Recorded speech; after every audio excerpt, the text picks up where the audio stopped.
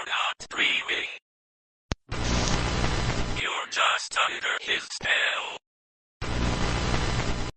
Welcome, cursed ones.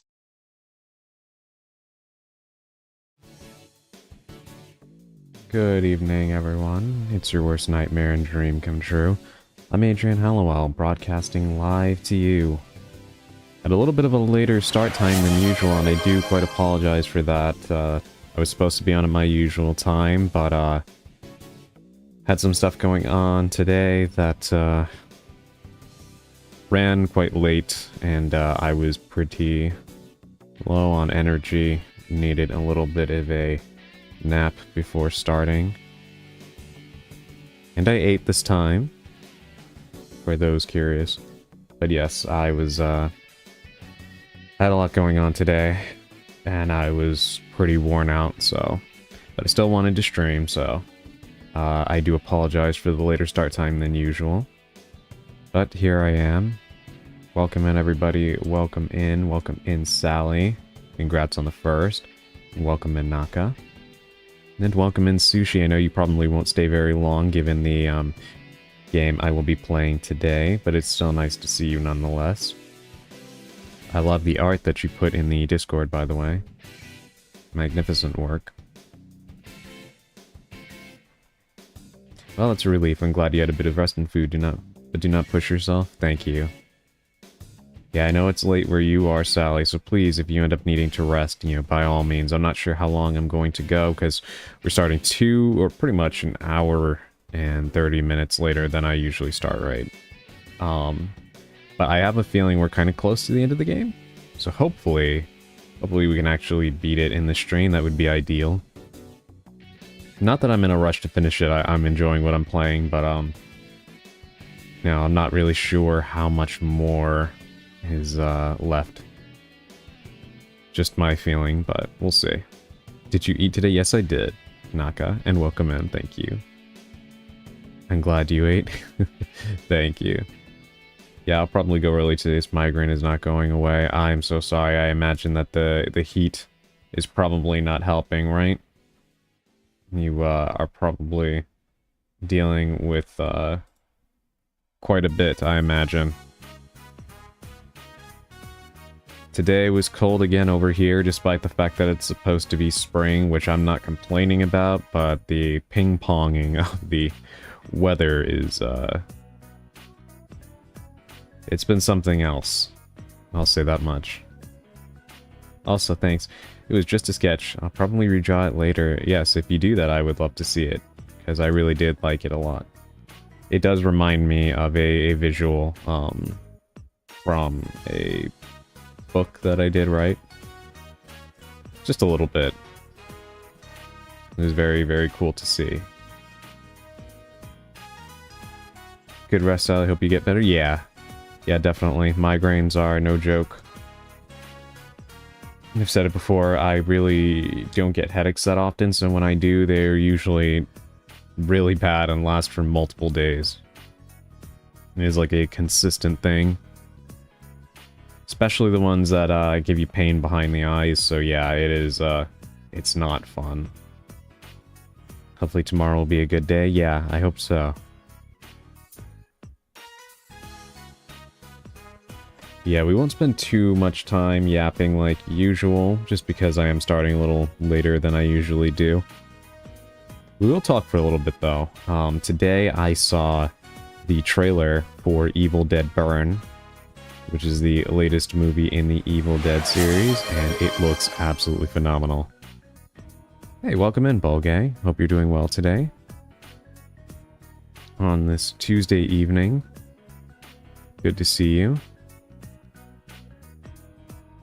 Yes, they dropped a trailer for Evil Dead Burn, or more of a teaser, really, and the style of it just looks really, really good. For those of you horror fans, and I assume there are several of you if you watch me in here, definitely go and give the teaser a watch. There's so many little things I could nerd out about regarding it, but I just love the way the title just slowly fades in. Is Bruce Campbell still there? No. Actually, unfortunately, something that has greatly saddened me is, Bruce Campbell actually announced that he has cancer, which is incredibly sad. He didn't share what kind it is, but yeah, it didn't sound like it was good, but he seemed very optimistic, so I really do hope that he does get better. But as far as, like, as a creative, yeah, he's still involved. It's, actually still the same crew from the very first movie. Sam Raimi, Rob Tapert, and Bruce Campbell all working behind the scenes. It's a different director, though, not Sam Raimi. It kind of seems like lately what Sam Raimi has been doing with Evil Dead is giving directorial duties of each movie to a new, younger, up-and-coming director. He's been kind of doing that since Fede Alvarez in the 2013 reboot, which is actually not really a reboot, it's actually a sequel to the original Evil Dead. Because what a lot of people don't know is that there's kind of a split timeline in the Evil Dead movies. So the Evil Dead goes right into the 2013 movie. Then you have Evil Dead 2, which goes into Army of Darkness, and then Ash vs. Evil Dead. And then you have seemingly a third timeline that was started with Evil Dead Rise. And as for which one this movie is going to take place in, I have no idea. But yes, there are actually 3 timelines, and this was hinted at back in Army of Darkness when Ash finds 3 separate Necronomicons. That was actually more important than people realized, and is actually woven into the canon. And so the specific Necronomicon that you see appear in a movie actually is important. So in Bruce Campbell's films, you have the Necronomicon Ex Mortis that has the face. That's where you kind of know which one is the movies that Ash is in. Then you have the first timeline, where the book does not really have a face, but the way you could tell 2013's Evil Dead movie was a sequel to the original rather than a reboot like they were calling it, is that you could actually see Ash's car still parked there in front of the cabin. And then the third timeline, the book kind of has a very specific look to it. It has no face, but it kind of has like a specific binding. And that's how you can tell that is the third one. But yes, all those nerdy details aside, let me catch up on chat a little bit. For some reason I started laughing at the end of the trailer and one of the monsters started floating. I don't know, it was a strange comical way. So the interesting thing is, as you know, Evil Dead can also be quite comedic, right? Very comedic.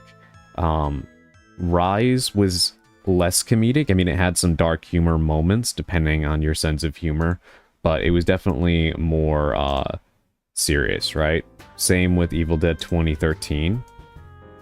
The director of this film has said he wants this one to be a little bit more comedic than Rise and 2013 were. However, it is still meant to be rather serious. We don't really know what the plot is going to be about yet, but apparently he kind of challenged himself, and his ambition for this movie is for it to be the most violent Evil Dead, but the least bloody. Which I do think is very interesting. It makes me think that the violence will be more in terms of things like bones being broken and stuff like that, like harder to look at in that regard rather than just lots of blood everywhere. So I am interested to see how they pull that off.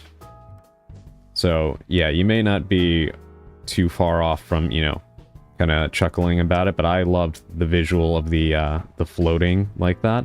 I really like how everything was happening in the background and we just see this character like crawling away from the danger in the foreground. And with the title silently fading in, that was really cool. So I already like this director's sense of style. Definitely very into the visuals they've shown us so far. stars floating to assert dominance. I saw that trailer when I saw the new Mummy movie the other night. Looks good. I really want to see the new Mummy. That one is actually directed by Lee Cronin, the same man who directed Evil Dead Rise. I've seen some people criticizing the movie because it feels more like an Evil Dead movie than The Mummy, but I mean, as a massive Evil Dead fan, that's fine by me, personally. Plus, they're making a new Mummy movie that actually continues with Brendan Fraser anyway, so I'm fine with that. I know that even his movies were not like the original Mummy, obviously, but I do feel like, you know, doing different things and different styles and takes on it is perfectly fine, right? Instead of trying to remake the same kind of thing always, all the time. But, you know. So I do want to see it.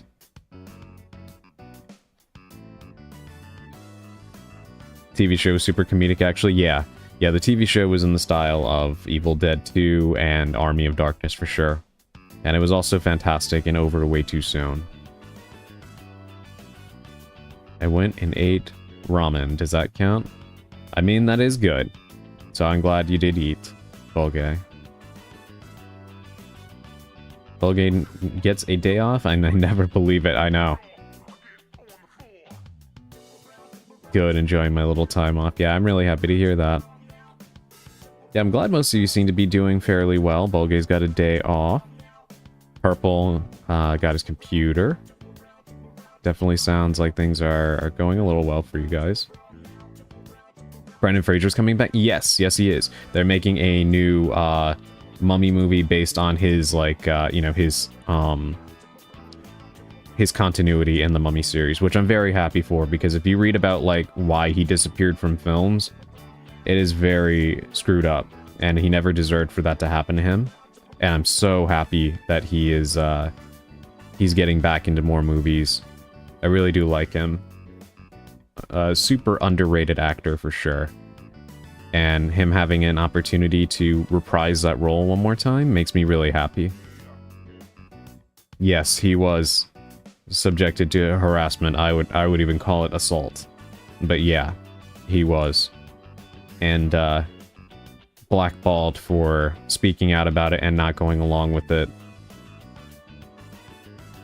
So, yeah.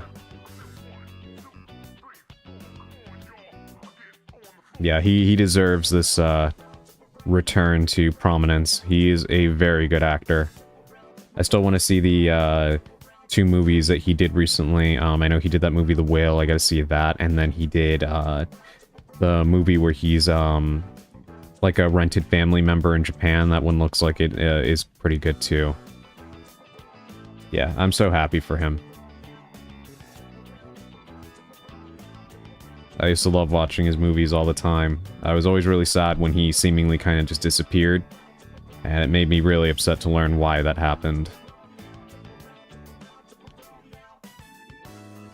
But yeah, good news all around. So that's why, you know, it doesn't bother me that they took a very different approach with Lee Cronin's The Mummy film, you know? Might as well diversify if you're going to do several films in the same series in such a kind of short span of time. So a film that kind of goes back to one of the variations people really love, and then something new is perfectly fine. It's not like they can't do it again. I mean, years ago they had tried another reboot with Tom Cruise, right? It was supposed to originally lead to like a cinematic universe with Universal Pictures as different monsters, and then that just didn't happen.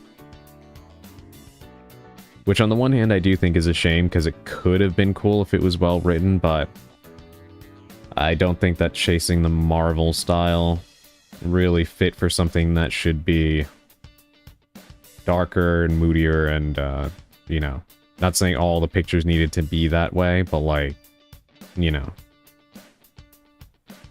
I'm sure that they would have all kind of modeled them after the Marvel movies at the time, and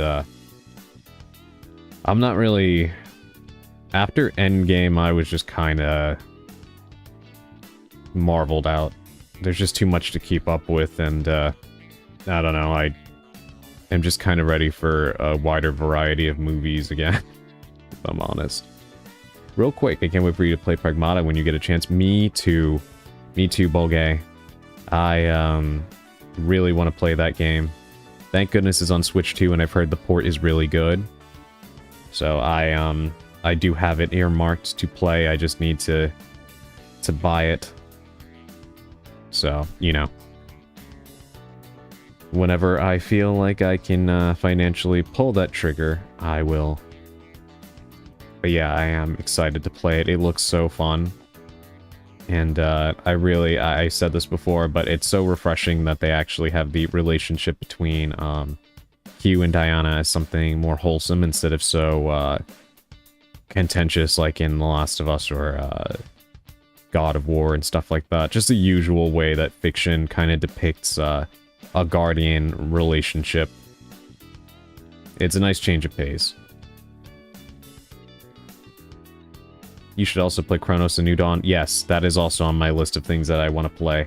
There's so many games and, you know, so much money. That's kind of the big bottleneck. So, you know.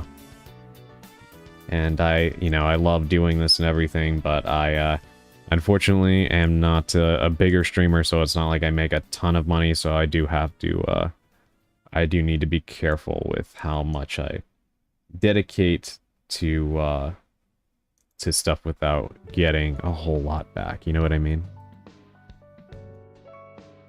Because I do have other expenses, obviously. But, as soon as I have, you know, stuff that I feel I can spare, I will definitely do it.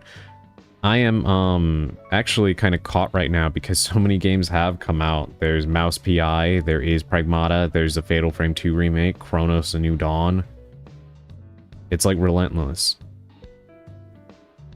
I think I'm a bit too emotional, but I'm loving every bit of it. I suspect that we kind of have the same, feeling about these kinds of things, and I think I'd be the same way as well. Shut up and take my money. You give enough, Bolgay, it's okay.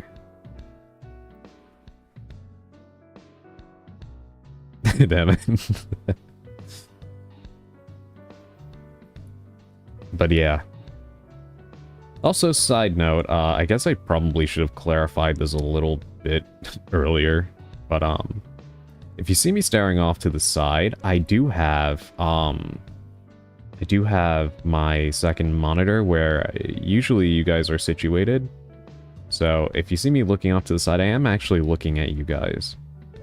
My cursed ones, as I'm speaking to you. Even if it looks a little weird centered on the screen. And I do that mainly because when you are sitting on my main monitor, which you are also there, it makes it look like my eyes are closed when I read your comments, so... This is my version of eye contact with all of you. I'm serious, so I can pay for one game right now. You don't have to do that, Bolgay, seriously. You, one, you're always giving a lot, and two, you give a lot to a lot of streamers, and, you know, that is very kind of you. You know, I do want you to look after yourself. And that is a very big expense, you know.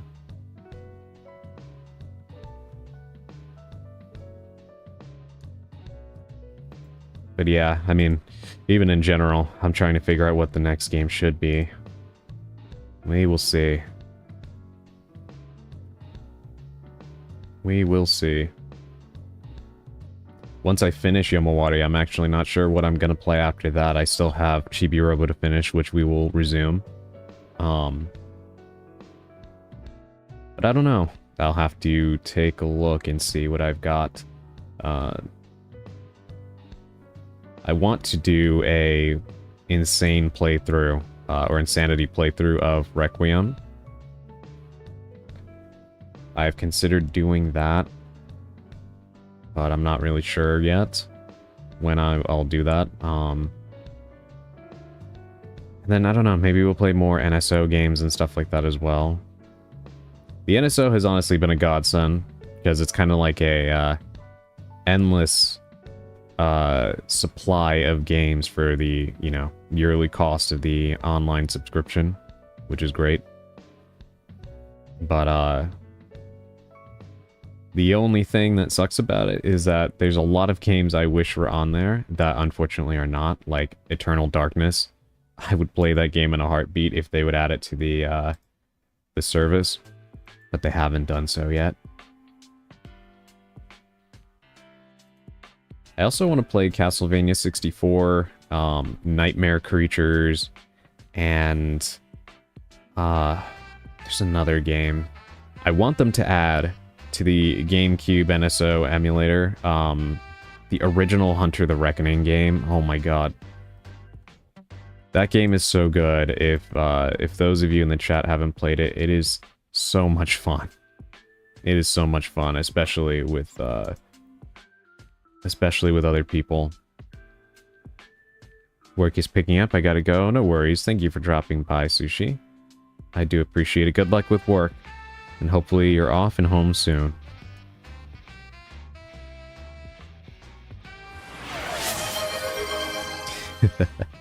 Thank you.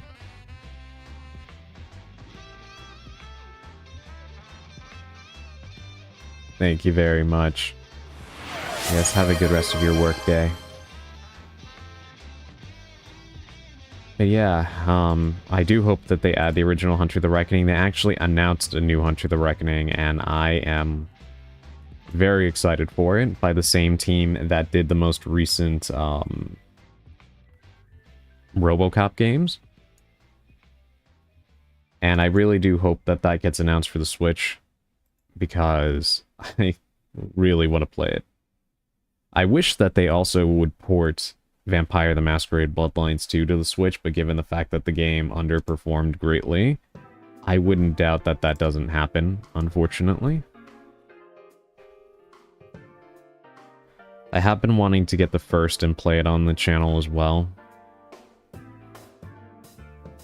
There's so many games. Well and truly. That is the primary reason why I say I try to use a lot of, you know, whatever I do get occasionally from... Oh my god, thank you for the bits, Sushi. Thank you for the bits. I do appreciate that. You didn't have to do that. Thank you so much.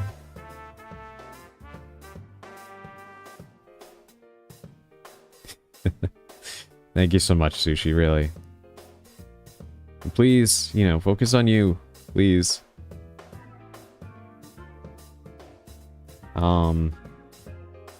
Yeah, I was saying, I do try to use a lot of what I get from here occasionally on that, because, you know, obviously I have to be responsible and, pay for the important expenses, so... And most of the time, I marry up my game time with streaming now. So... Adrian 100 biddies isn't gonna break me. That may be true, but you know... I'd just rather all of you... I'm in a paradoxical relationship with all of you. Because I do appreciate it, and obviously it helps me to, you know... get more games and more stuff that I hope I'm entertaining you with. But on the other hand, I want all of you to spend on yourselves, because you deserve it. I am the least of your problems when it comes to what you should be spending your money on. But you all do have your free will, and I do appreciate it, Sushi, very, very much, so thank you.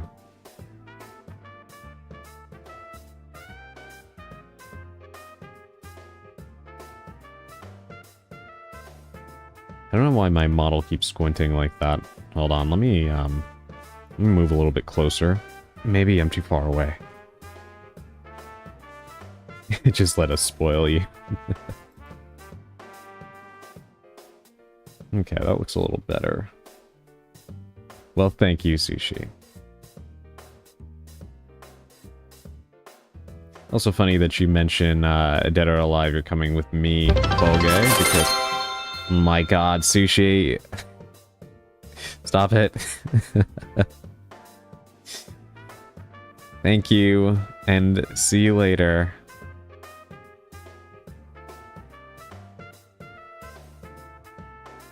This just means that we need to spoil sushi twice as hard.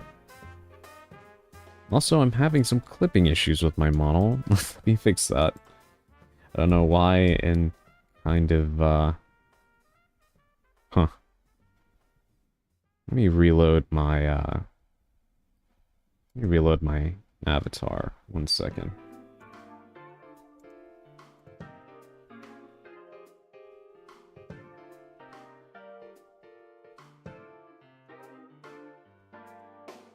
Naka, don't encourage this, please.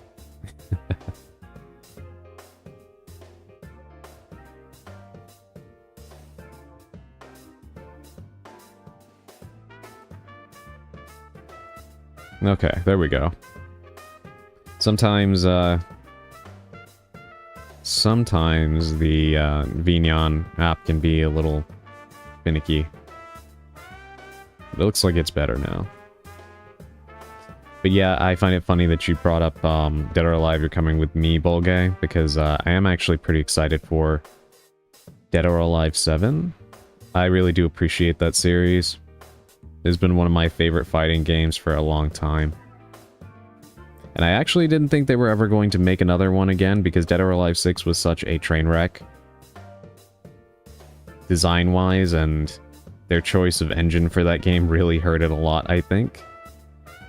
I think it used one of the Dynasty Warriors engines, and there was some weird issues with that game. I still remember there was a thing that happened where when they were promoting the game, people started noticing that none of the characters had belly buttons. Like, none of them had navels. And somebody pointed this out to the director during one of the interviews, and he was like, huh? Show me. And then, like, by the next, like, press cycle, it was fixed, but it's like... I think that whole thing kind of was indicative of how the game turned out in the end, which was not great. And it had a very predatory, like, microtransaction system. It was just a mess. Which is very sad, because the Dead or Alive games are some of the most polished from a fighting system perspective, as well as graphically. They've always been really great looking games. Especially Dead or Alive 3 on the original Xbox was a very standout game for its time. And it still looks really nice. Like, the colors all pop very nicely. Kind of has that Sega Blue Skies Dreamcast-esque look to it. I love DOA 2. Yeah, DOA 2 was a very, very nice looking game as well. That one actually did come out on the Dreamcast and the PS2. And then they did a remake of it for the Xbox, the original Xbox. But yeah, they're very fun, over-the-top fighting games, and I find them very charming. Very fun for sure. Same with Ninja Gaiden, which I'm glad that that also had a successful comeback with Ninja Gaiden 4. I feel like it's been a series that's been dormant for too long, so I do hope Ninja Gaiden is able to continue on as well. In fact, Ninja Gaiden actually kind of had two successes, right? Because they did a 2D game, and then, which I'm not sure how that one did, but they also ended up doing Ninja Gaiden 4, which Platinum Games developed.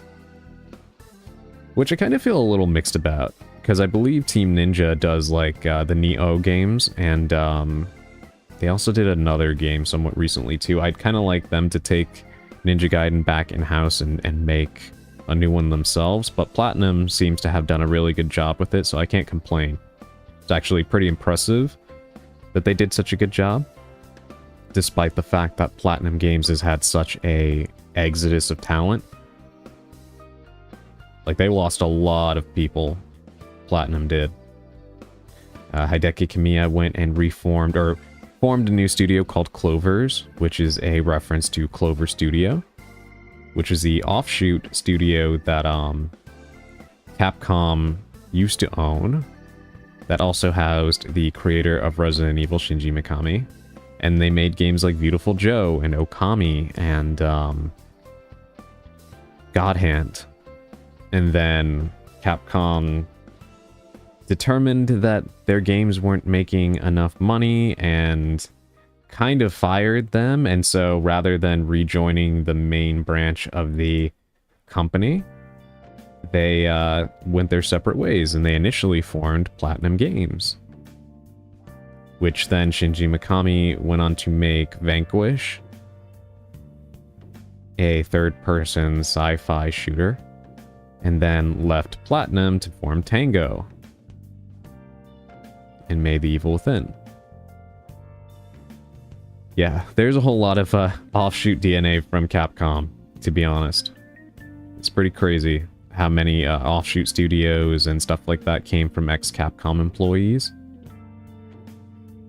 Even in other companies, like the guy at Nintendo who ended up directing Breath of the Wild was an ex-Capcom employee. He was the same guy that directed the Oracle games, which were also Capcom developed back in the day on the Game Boy Color. But anyway, I am kind of rambling now. I don't really think we need the video game history lesson, do we? So anyway, we're gonna go ahead and get into our pre-stream tarot card pull so we can play some Yomawari. So to succeed better, you must leave Capcom.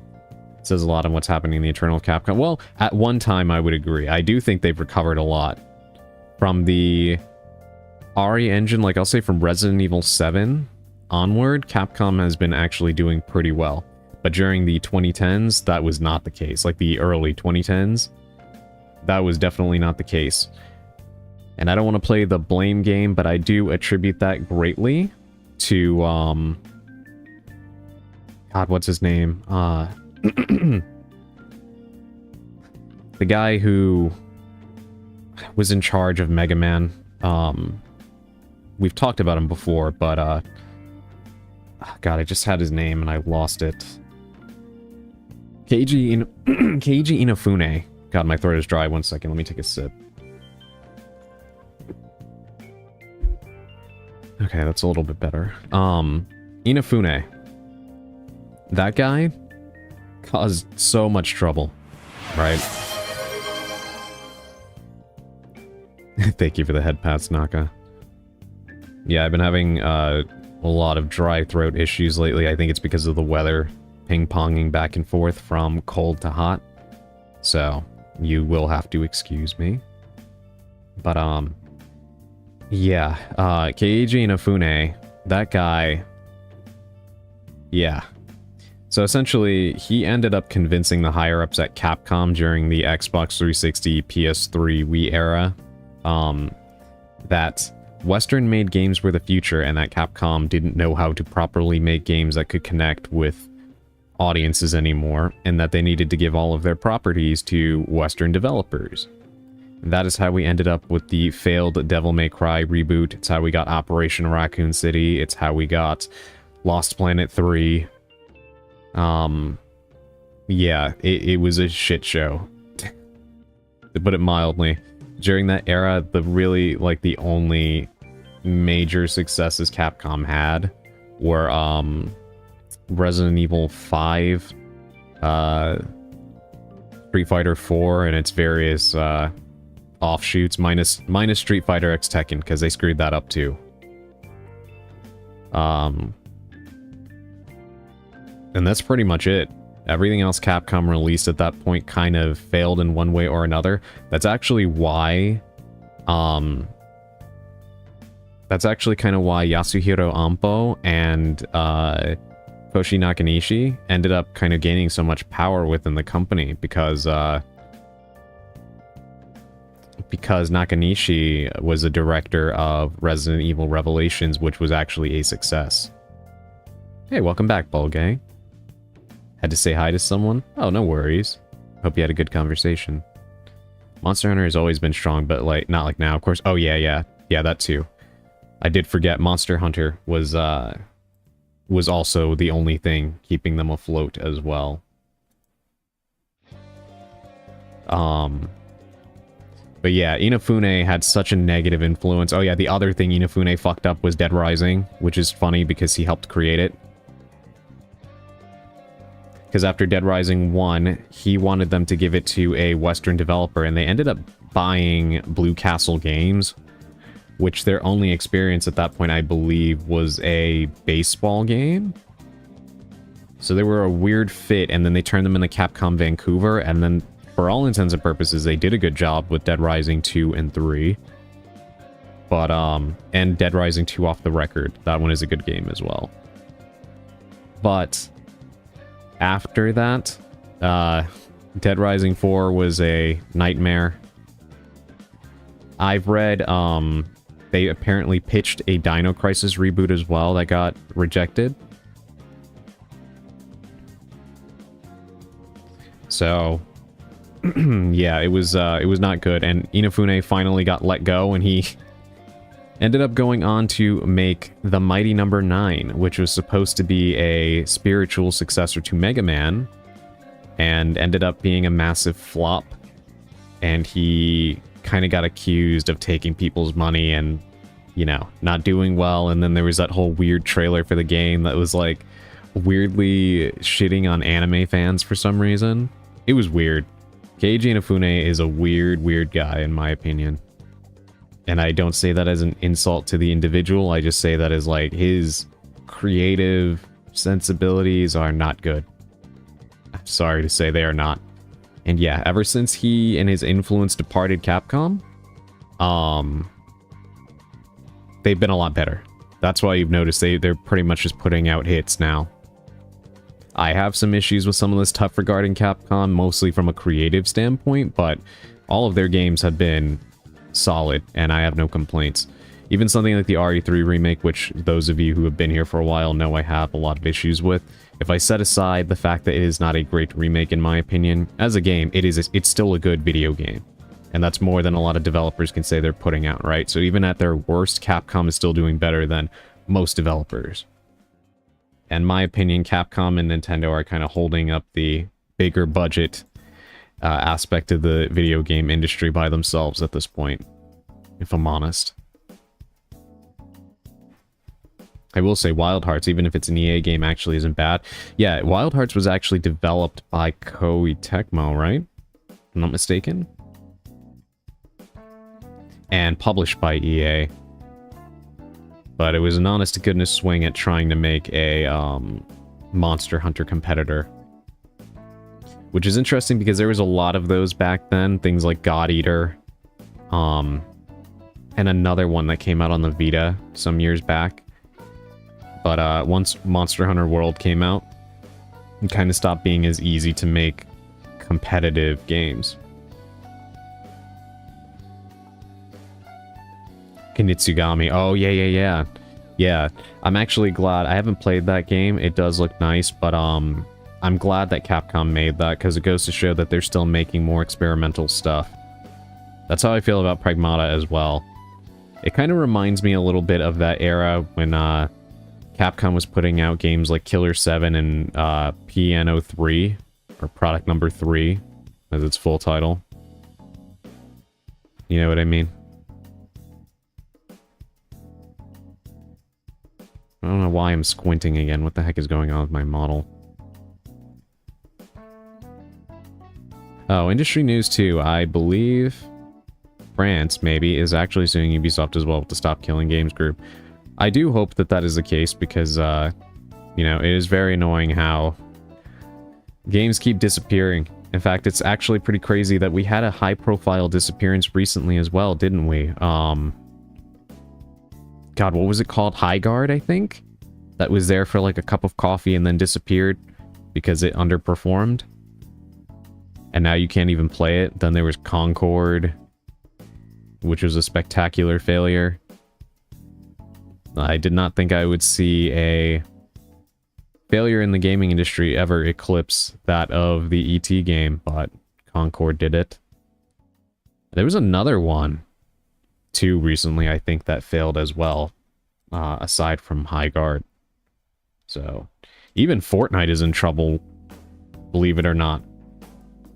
They're, like, considering selling themselves to Disney, like Epic. And I really hope that doesn't happen. I have a lot of issues with Epic as a company, but I don't think we need them to be owned by Disney.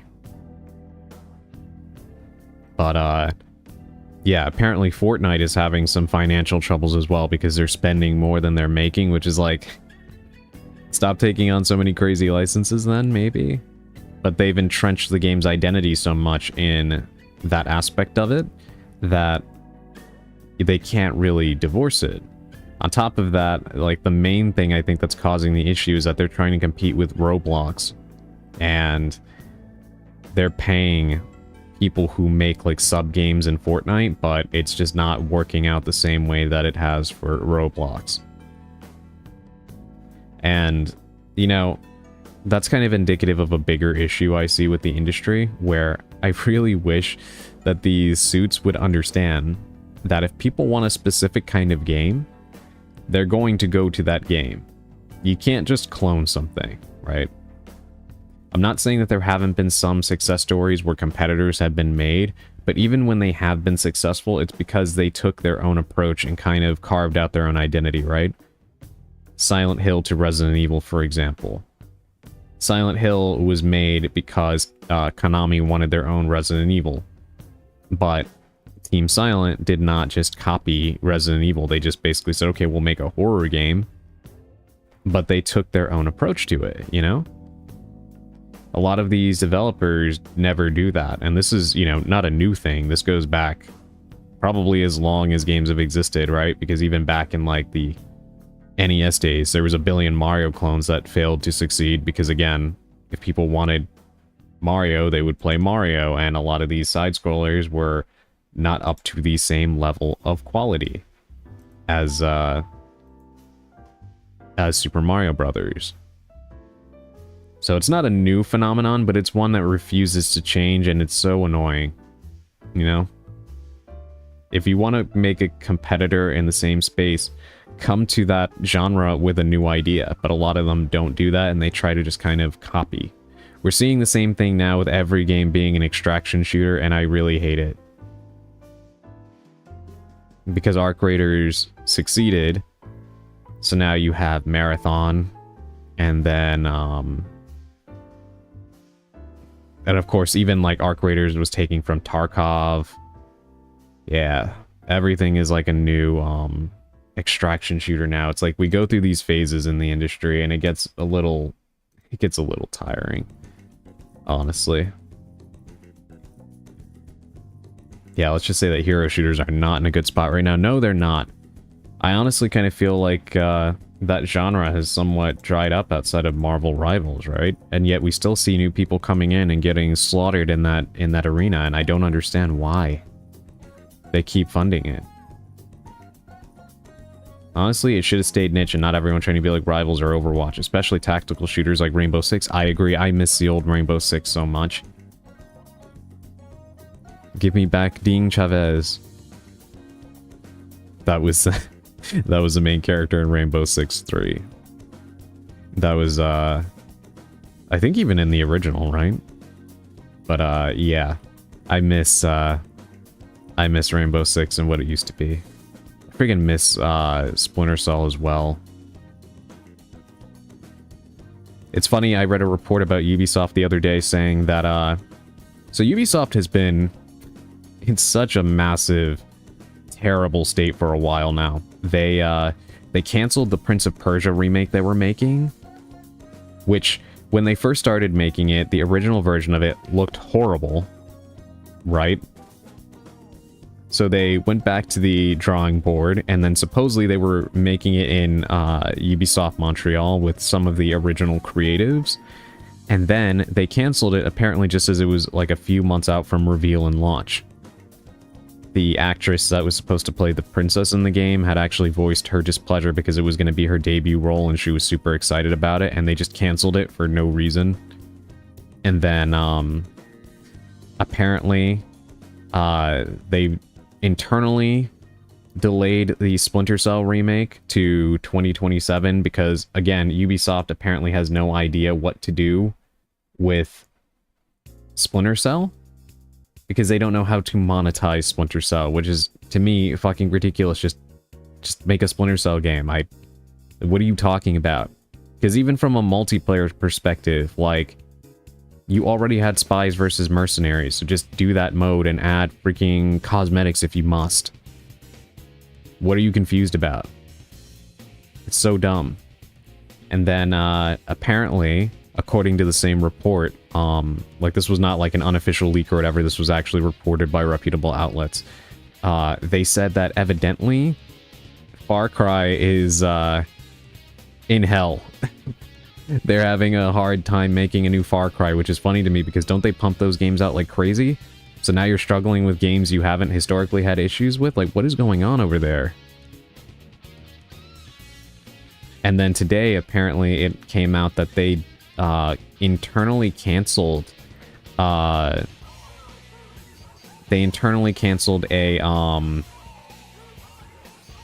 Animal Crossing competitor they were going to come out with, which is already a weird idea, but apparently it was supposed to have an art style that looked like Funko Pops, so honestly I'm good on that. They can keep that. But yeah, it's I don't know what is going on with Ubisoft. And then of course they still have the, I don't care what anybody says, Beyond Good and Evil 2 is a psyop. It is not a real game. It is a psyop. And you will not convince me otherwise. That game is never coming out. I give up. This freaking Phasmo event is too fucking long and grueling. Screw the final trophy. Oh my god, I'm sorry. It's giving you so many issues, Purple. I still want to play Phasmophobia. I'm waiting for the Switch 2 version to drop. Yes, ding. Come on, Capcom. It was 18 years that you did a racing game. The last two was in 2008 with MotoGP and 2002 with Auto Modelista. Yeah, Capcom hasn't made a new racing game in a very long time. Was Auto Modelista that one they did that kind of had like a comic book art style?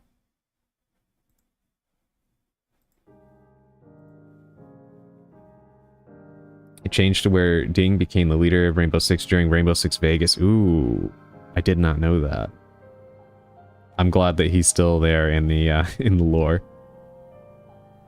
Yeah, comic anime style. Okay, I'm glad I remembered that. Yeah, it's been a while since Capcom has done a racing game.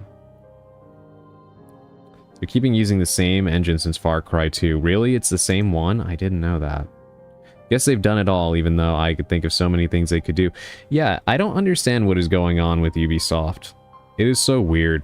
Their thing is apparently, like, games are so expensive to make that they can't justify a Splinter Cell game as just a single-player, like, campaign anymore. And to that, I say that is so stupid because, again, didn't Requiem just come out and break all these records, right? And Pragmata is doing great, too. Splinter Cell already has a pedigree. Metal Gear Solid 5, even though I know it came out a while ago now, but Metal Gear Solid 5 did very well. And that's like your primary competitor in the stealth action space, right? Hitman does very well. I'm sure 007 First Light is going to do well. What are you confused about with Splinter Cell? Like, I don't understand the struggle here. The Metal Gear Solid 3 remake did well as well. So, it's not like they don't have contemporary examples of stealth games, you know, continuing to perform satisfactory, you know, in the stealth space. So I don't know what the deal is.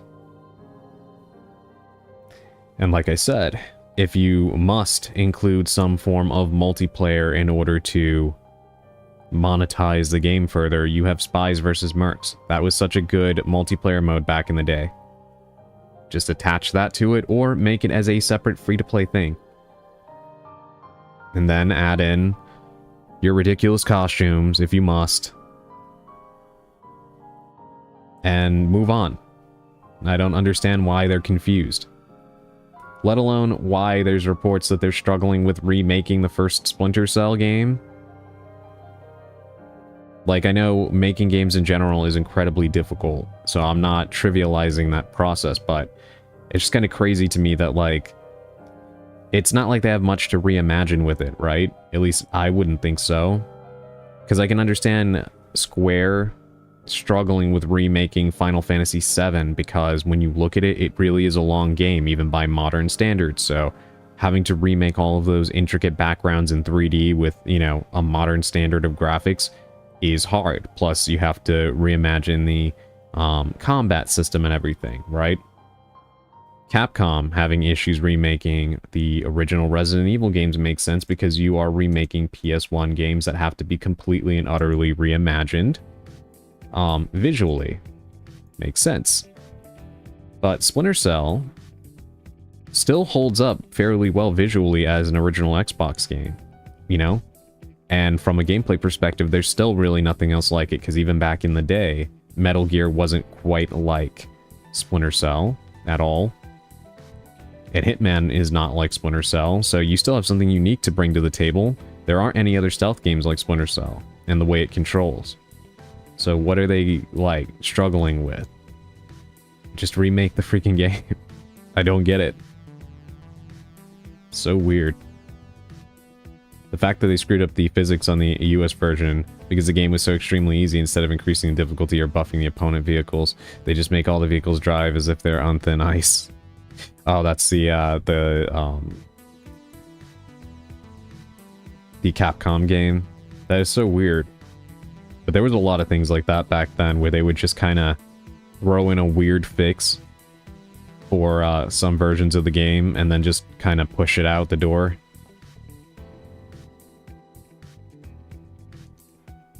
It all changed when they canceled Rainbow Six Patriots and made Siege. Ding is gone or retired. They got rid of the terrorist hunt mode and turned it into an esports for a while. The leader was some psychologist hired on to be director, and to me, made a lot of questionable decisions that any military wouldn't do, like hire a mercenary group.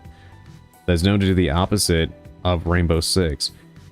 That is so dumb. Yeah, I remember when they canceled Patriots, and I thought that was kind of a weird decision, and then Siege is something that, like, could have existed as a side project, but they got a sniff of success, and then they went all in and just completely destroyed the legacy of Rainbow Six. And they actually shut down the original team that that made the Rainbow Six games. I think it was Red Storm Entertainment, if I'm not wrong. They shut them down recently, which is sad because, you know, that was a historic studio. They were actually founded by Tom Clancy himself, which is pretty crazy to think about. But yeah, that just sucks. Ubisoft isn't lasting long if they keep up with that. I know that Tencent want to buy at least 70% of Ubisoft at this point. Yeah. Oh, and then Ubisoft added Snake to Siege. Do not get me started on that. That is weird. Yeah, didn't they do a brief thing too with Sam Fisher, or was that a part of one of the Ghost Recon games? Because I'm not mistaken, I think it actually was one of the Ghost Recon games that they added Sam Fisher to for like a mission or something like that. Ghost Recon, okay, thank you, Purple. Yeah. I don't know, it feels like Ubisoft is in kind of a death spiral, and they just have no clue what they're doing, and they're just like flailing at the wheel. Ghost Recon, Woodlands, and Breakpoint, got it. Stupidest fucking mission ever. I beat it and it was stupid. Really? That is so disappointing. I miss Sam Fisher as a character so much. And it's a shame too, because I think they got his original voice actor back for that mission, right? Because I know he did not reprise the role of Sam Fisher in the last Splinter Cell game they did, because he was actually, I think, going through throat cancer, so he couldn't. But, yeah, it's a shame that I guess that might end up being the last time he reprises that role, because I imagine he's probably getting quite up there in age, right? So dumb. Sitting there protecting him against a bunch of purple people that won't fucking die? What? And that's like a weird thing too, like, I don't know. That upsets me. That really does upset me. In Wildlands, at least Sam actually pays homage to Snake. It was actually touching. Their body armor is like level 8. Holy shit. Yeah, I think I remember reading about that Bulgay where they said like they did a tribute there because of, you know, Metal Gear likely no longer involving Kojima again and stuff like that.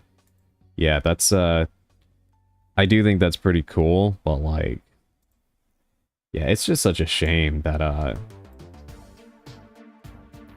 it's just such a shame that, Ubisoft has completely just fallen apart the way that they have. They've never been my favorite developer, but they actually had a good stable of franchises that were fun to play, and they managed them pretty well for a while. You know, a lot of their games were high quality. And then I don't know what happened. It's like the bottom fell out. It just really sucks. And then that's not even counting the stuff that they did with games like The Crew. And how they completely, you know, just destroyed those games and prevented people from being able to play them anymore.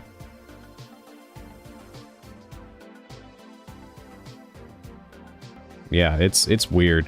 Although I do know a big part of one reason why things have gone to shit at Ubisoft is because they... there's a lot of sexual deviance that were employed there that the higher-ups refused to do anything about, and so a lot of talent, understandably, packed their bags and left because fuck that and fuck those pieces of shit. Why would they put up with that? And even when it came to light and they were grilled by the game's media, they still didn't do shit about it. So, you know. Part of this is very well deserved. Of course, I'm sure there's plenty of people working there that are not a part of any of that who don't deserve it, but they chose to protect people who didn't deserve to be protected over the people who needed it. Which is unfortunately not that uncommon in a lot of industries, right? But Ubisoft in particular was quite egregious about it, and yeah, Yves Guillemot did not handle things the way that a leader should, and was quite a coward. So, yeah. Don't let me get started on The Crew. Yeah, that whole thing. The Crew actually had a pretty cool idea for a racing game. It is a shame that they did to it what they did to it. Don't worry, they're getting sued to oblivion, hopefully. Yeah, somebody actually is suing them for that. In fact, I'm pretty sure that that was like one of the big inciting things for this whole effort to better preserve games, which is kind of funny. They really did bring it on themselves, you know? Problem is that when higher-ups mess up, it's the common developers who get fired, not them. Yeah, exactly.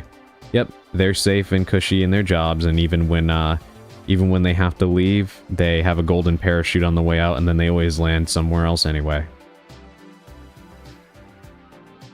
They land somewhere else anyway. EA is a perfect example of that with John Riccitello, if I'm saying his name correctly.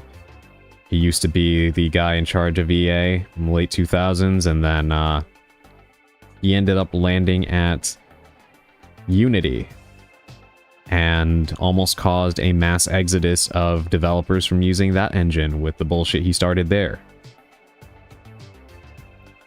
These guys only ever fail upwards. Every single time.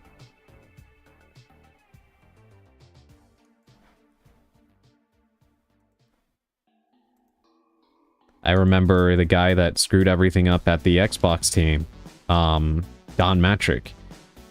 He basically, he left them a stinker behind with the whole Xbox One project, and then he left and he joined Zynga for a while. You know, the Facebook Farmville people. If any of you remember that, that era. And, yeah, just pretty much left that mess, which they've never recovered from. Completely destroyed any of the momentum that they had with the Xbox 360, and it's just never been the same ever again, with just clown after clown just making terrible decisions there. So yeah, these executives usually fail upwards, and when they finally get kicked, they end up taking a golden parachute severance package and float safely down to another company they can fuck up. My mother is super obsessed with Castleville. Yeah, people were like super into those games back then. I remember it was like insanely popular. I could never get into them personally. They all ran super slow for me. Though maybe I just had a not so great computer at the time, but yeah, I was just like, I can't do this. I was about to rant about the Sig Sauer CEO that fucked up Kimber with cost-saving measures that the QC suffered, and he's doing it to Sig now. See, isn't that nuts? It's like, how do they hire people that mess up in other places so bad, right? Like, so bad to the point where they take a profit and reputational hit, and yet they'll still welcome them in. It's insanity. Because, you know, if that was you or me, and we made a mistake as just a lowly employee, we wouldn't get hired in another place. You know? If you worked at Burger King and you burned the kitchen down, they probably wouldn't hire you at Wendy's if they knew what you did. But these guys can destroy whole companies and then get put in charge of another one with no question, and everyone just goes along with it. People often attribute wealth to intelligence, and I can promise you that there's no connection there whatsoever. I promise you that. Don't be fooled. Not even Resident Evil could get me to play one of those wait till completion or pay to speed up games like the one they did recently. Oh yeah, the survival unit thing that they put out. Yeah. The only thing I kind of like about that project is that they have updated versions of the Outbreak characters in that game, and that was cool to see, but yeah, I don't really find myself interested in it, and it takes a lot for me not to be interested in something relating to Resident Evil, so yeah. I don't understand why. Like, I don't know, I feel like those kinds of projects, those small little games like that, can still be appealing, but the approach they take is always just incompatible with my interests personally. Well, Cyberpunk was an Injustice game that was caused by extreme pressure from investors. Good thing that they recovered from it. It had redemption at least, yes. Yeah, I still remember when that whole thing happened, when it initially came out, and there was so much, you know, memeing and just complete drama around the way it turned out. And it ended up coming out that they were, like, trying to tell the suits that they needed more time, and they would reply with, like, you guys made The Witcher 3. You got this. And it's like, no, we don't got this. Not in this amount of time. We need more dev time, and they were not given that, and yeah. Once again, suits causing problems for the actual grunts doing the hard work. Because they get drunk off of hubris. Or they just want their instant profits. And they know that they're at no risk because they're going to get paid either way. No idea, Adrian, no idea. Yeah. Yeah, it is baffling. I feel the same way about Sony in a lot of ways. I don't know how Sony gets away with anything they do. That's why, like, I always say, like, when it comes to the three major, like, console developers, right? Microsoft as a whole is a company that I do not like. So, I understand the criticisms with them, but Microsoft actually does get criticized. Like, I think it's harder to find someone who will stand up for Microsoft than won't, right? Nintendo gets criticized a ton. And as a huge Nintendo fan, you know, that's fine with me, right? I feel that they do better things than they don't, but they do have a lot of things that are worth criticizing. I criticize things they do all the time, like the weird censorship of some games recently, right? But Sony has fucked up a lot of stuff, and not even just the PlayStation division, okay? Like, they've messed up a lot. They completely ruined anime here in the US by monopolizing it. They bought Crunchyroll, they bought Funimation, and then they put the wrong people in charge. And if you look at Crunchyroll, it's a complete mess. The subtitles are completely unreliable and generated by AI now. They've jacked up the prices on Crunchyroll for a subpar product. Okay? Like, they just suck across the board. I really cannot stand Sony. And as far as like the PlayStation division, there was that whole internal thing that happened, and it seemed like the European branch kind of won out.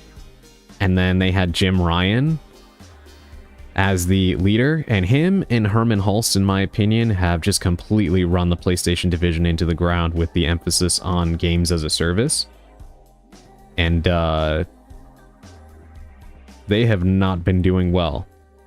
Concord was a good example of it. And also, like, again, this is more of a personal thing. But as somebody who's not really a Marvel guy, you know, I don't hate it. I'm just not, you know, really that into it.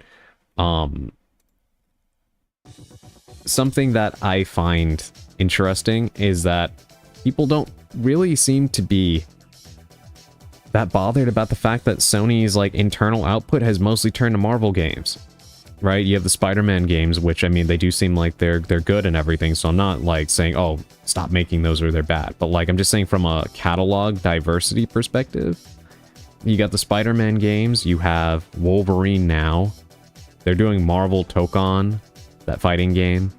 I know years back they did the Iron Man game on the PlayStation VR. And it's like, I'm, you know, what about your other games, you know? And like, they keep buying studios just to shut them down. They shut down Blue Point recently, which is insanity to me because they did good remakes, right? They shut down a few of the new studios that they bought. Bungie is a mess. It's like, I don't know what they're doing. They're just completely lost. And then you have people like Herman Hulst, who will go to a studio, like I think he did it to the London studio, where he went and took a picture with them, and it was like all smiles, and then like the next day it got announced that they were being shut down. It's like, how very sleazy of you.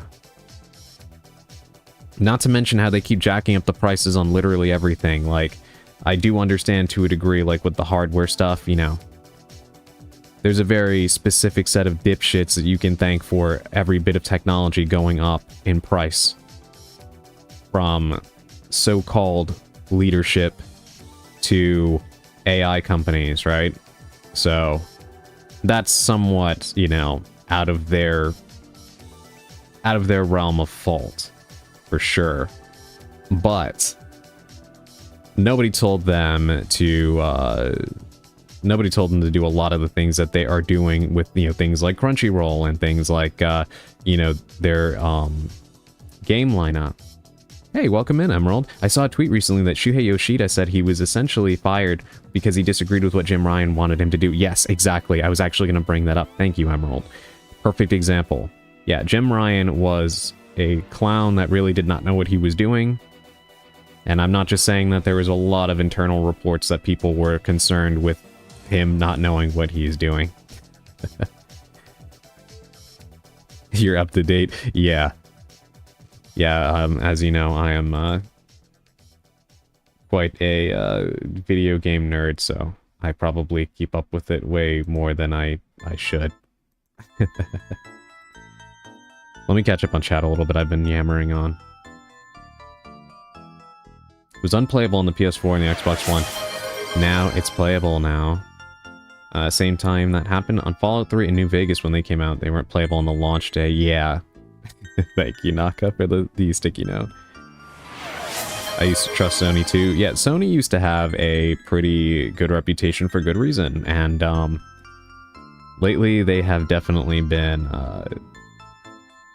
they've been squandering all of that goodwill, for sure. I never liked Steve Jobs, but I'm with him when he said that companies destroy themselves when the people in marketing are the ones getting power, promotion, and decision-making in a company instead of those who make the actual products. Yeah. Yeah, absolutely. Should have left the PlayStation to the original Japanese branch. I agree. And that all kind of started during the PS3 era, when Ken Kutaragi got way too big for his britches. And they were doing interviews telling people to get 2 or 3 jobs to buy a PlayStation 3. And then the cell processor in the PS3 was making it very hard to make games, and PS3 versions of games were struggling. And then you had major games coming out on the PS3 that were hyped up and then completely bombed, like Haze. Haze was supposed to be the Halo killer. If any of you remember that freaking game.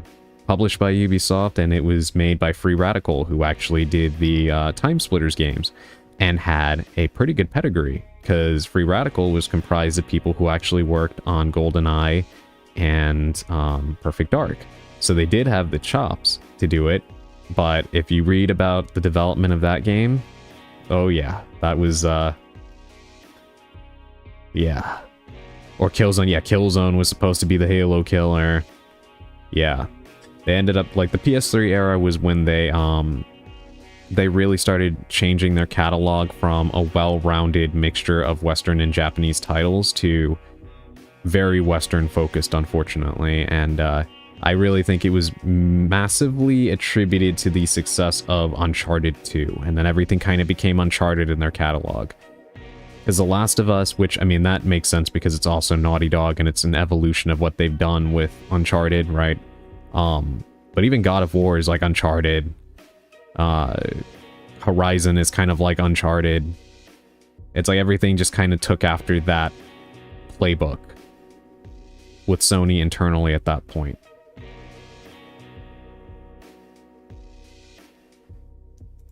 Yeah, some kind of up in prices is understandable, but digital games being as pricey as physical copies is greed at maximum levels. Yeah, I agree. Nintendo's actually doing this thing now, weirdly, where they're selling the digital games cheaper now than the physical games, and I'm kind of curious to see, like, if they're going to maintain that or if other people are going to adopt it, because that should already be the standard, right? But just for reference, like, they revealed a new trailer for Splatoon Raiders today, and I think it's only going to be $50 digitally, so I don't know. Guess we'll see how that goes. Sony, meanwhile, is doing that whole variable pricing thing, which is, like, gross, where they charge you more if you buy more games and they charge you less if you buy less games or something like that. Again, I have no clue what Sony is even doing. Yoshida wasn't specific as to what he disagreed on, but I saw a lot of comments speculating it was liking the live service stuff. Yeah, I do think it was probably that too, because that whole push came in with Jim Ryan and Herman Hulst. And I do think Yoshida likely got sidelined in favor of Hulst, who actually came from Guerrilla Games. And you notice, Guerrilla kind of gets a little bit more favoritism with regards to their failures and whatnot compared to a lot of other Sony studios, and I don't think that that's a coincidence.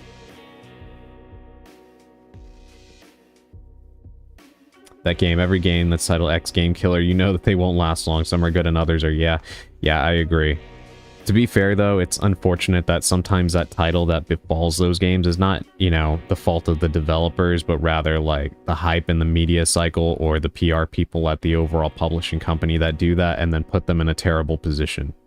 Because, like, psychologically, once you position a game as, oh, this is going to kill this game, then it automatically turns people into contrarians, you know what I mean? And I do feel bad for developers that have to go through that. Sony is milking the consumer at the max. In fact, they're breaking the customer rules for more profits. Yeah. Oh, yeah. Yeah, definitely. That's why I'm saying, like, I've never understood why people let Sony get away with so much stuff. Because even, like, before, like, some of the stuff they've been doing recently, one thing I've never seen people criticize Sony about is how they have always given up on their extra hardware. Sony never supports anything but their main console. Okay? The PSP was the one time they actually tried. Everything else, the Vita, was given up on immediately. And there's reports you can actually read about how some of their own developers would literally laugh at the idea of working on a Vita game, which is like, are you guys playing for the same team or what? And then wondering why they couldn't beat Nintendo in the handheld space, right? And then the PlayStation VR, which again, they kind of tried with the first one a little bit. But then with the PSVR 2, they've completely abandoned those customers. And now the word is that they're trying to make a handheld to compete with the Nintendo Switch. And yeah, I don't really see why anyone would want to invest in that personally over a Switch or a Steam Deck. Because at least with a Steam Deck, you get access to your... So a Steam Deck copy? Yeah, basically, right? And I don't really see who would want that. Like, I'm not even trying to be negative here, but like as a consumer, right? The Steam Deck is a good value because you have immediate access to any compatible game that's already in your likely overflowing Steam back catalog, right? With a Switch, you have custom hardware that is made, you know, by a company that has, even when they have historically failed with things like the Wii U, stood by their consoles and supported them with unique games that you can't get anywhere else, right? Games that are usually attributed with a very high standard of quality, right? But Sony, historically, has always given up on their handhelds, and they, even when they've been successful, they usually don't support them very well anyway. It is usually like the third parties that are responsible for keeping them afloat. And knowing that Sony could give up on these things at any given time that they want to, I don't really see why someone would want to invest. And it doesn't also help that, like Nintendo has such a robust first-party catalog that, like, you know, you're guaranteed to get a lot of great games that are good to have portably as well as, you know, at home on your TV. But they also have games that are very specifically really well attuned to a portable format. Things like Animal Crossing or Tomodachi Life, right? Or the 2D Mario games, or the isometric Zelda games, right? So you do get games, or even like Pokemon, of course, right? That obviously being the quintessential handheld video game title. But Sony doesn't do things like that. They make cinematic experiences that don't really lend themselves well to playing them outside of sitting in front of your TV screen. And obviously, I mean, you would get a handheld for more than just the first-party catalog, but the first party needs to spearhead the reason why somebody would even want to buy that product in the first place. Right? So, you know,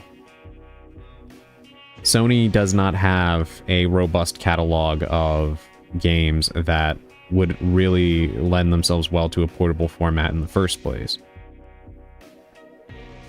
For that, again, why wouldn't you get a Steam Deck? And there's slap games on the Switch. I found a lot of them on the Nintendo Store. Some are AI-generated games. How are they there? Yeah, that you can actually find those on the PlayStation and Xbox stores as well. Steam as well. Unfortunately, it's an epidemic stemming from how quote-unquote easy it is now to make games or churn them out with AI. Unfortunately, and it's something that everybody really does need to crack down on, because the yeah, it's not good.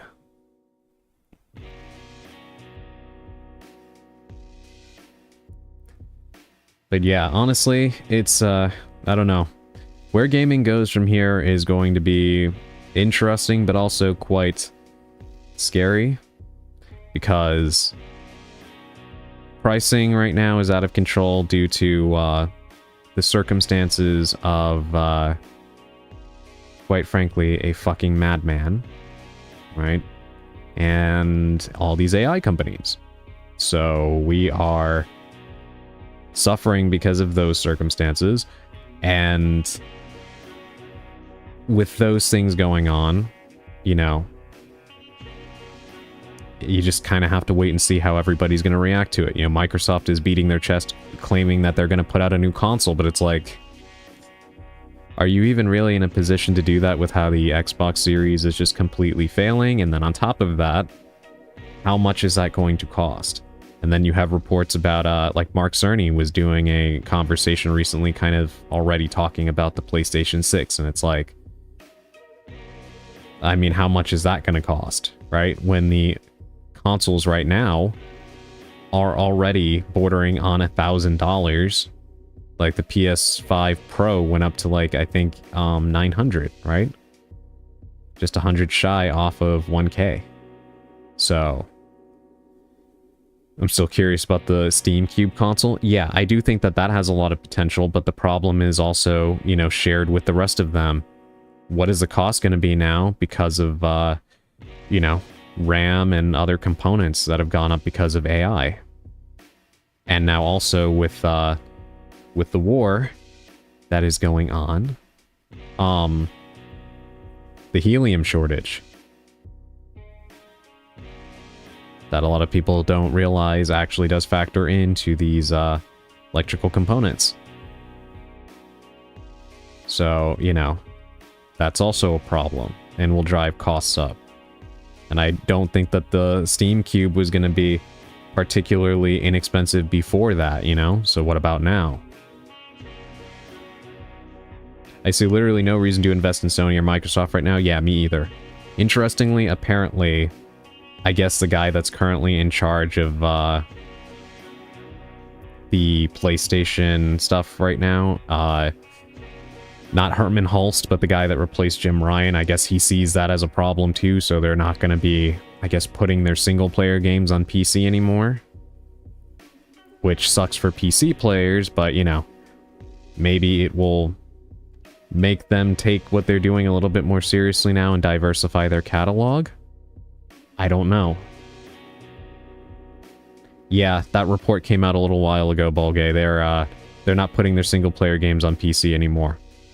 Apparently there was a port of Ghost of Yotei in development and they canceled it for that reason. Apparently that guy is mandating no more because he feels like it's taking away from the allure of, you know, buying a PlayStation, which he's not wrong about that, but, you know, putting the genie back in the bottle after you already did that was kind of, it is pretty screwed up. That's why they kind of shouldn't have done it in the first place, but same with Microsoft, but both were chasing profits. So it's like, you know, you might as well have just kept up with it at that point, even if you do it, like, a year late or whatever, but like, yeah. Weird to kind of pull the rug out now. Then fucking, I'm definitely not buying a PS5 or 6 now. Yeah, a lot of PC gamers have been saying that, you know? Because again, you came to them. So, like, to do that and then say, like, oh, well, now you have to come back to our platform is like... It's just transparent about what it is. That's why, again, I feel like either commit to it or don't do it at all, right? That's why, like, I see people saying, like, oh, Nintendo should do it. I do not think Nintendo should do it. Not because I think people should be deprived of being able to play games where they're at, but mainly just because it does change the ecosystem, and it has kind of a, butterfly effect and what it does to the rest of the industry and the success of hardware and stuff. And I do think that we need consoles because, you know, look at the situation I'm in. I can't afford a freaking, desktop, unfortunately. You know, not just because of, you know, the cost now, but even before it was pretty crazy. So it helps to have a cheaper, you know, plug-and-play alternative And I feel like the Xbox is a perfect example of when you pretty much give away everything you have. Not even just a PC, but literally putting their games on other consoles as well. You know, what reason is there to buy an Xbox? And now, you know, it's kind of tanking. So if that's no longer around, then you just are left with, you know, Nintendo and Sony in the space. And I don't think anybody else is going to put forth the money to enter it. So yeah, we do need that competition. But that's why you think about this before you enter that space in the first place, you know, putting your games on PC. And I do feel it's wrong to the PC players to pull it back after you already started bringing them on as customers, especially for games like Ghost of Yotei, where you put Ghost of Tsushima on there, and now people can't play the sequel, even though you were already developing a PC version of it, and, you know, you should have just finished and released it. It's pretty screwed up all around, but to answer your question, Purple, we are going to be attempting to complete Yomawari, and I'm actually glad that you brought that up, because I got caught yapping too much again. And I do apologize for that. I do think it was a good conversation, but I probably shouldn't be talking so much. For both the sake of my throat and for, you know, the stream to actually resemble what it's supposed to be. So, let's go ahead and get that pre-stream tarot card pull out of the way, and then we'll play. I have a feeling we're close to the end of the game, but I'm not sure. Same thing, and then putting the main games on Game Pass. It looks like the new Call of Duty sucks completely. Yeah, they just took that off. Is that AAA slop? The AI was used to create stuff and cut costs. Yeah. Unfortunately. I do find it funny. Thank you for the head pats and the hydrate. Let me take a sip real quick.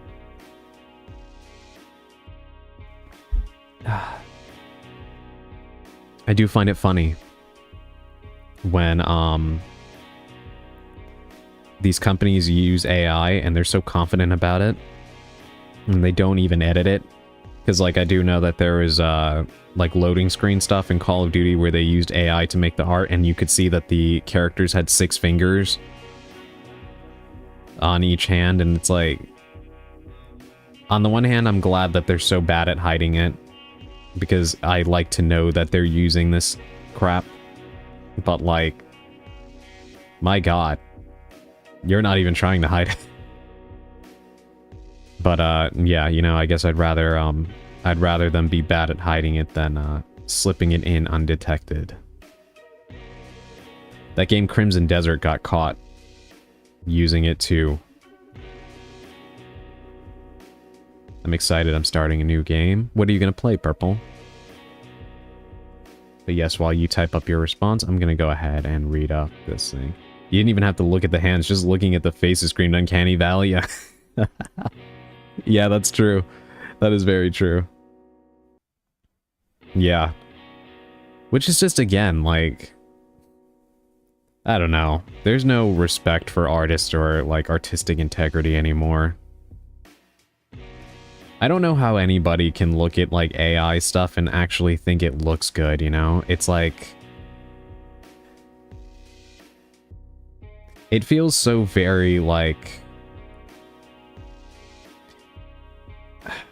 I don't know how to say it, like, grandparent coded, right? Like people who are just completely out of the loop, and, like, I don't say that in, like, a derogatory way, but, like, just using the cliche of, like, oh, you know, grandparents never know, like, how technology works or whatever, but, like, to look at that and then, like, oh, you know, this is such a revelation, this is amazing, and it's like, no, it really isn't. It feels soulless, it looks soulless, it's not anatomically correct in 99% of cases, and even when it is, it has that slimy sheen over it that just looks weird and nothing looks right and there's no consistency, you know? I don't get it.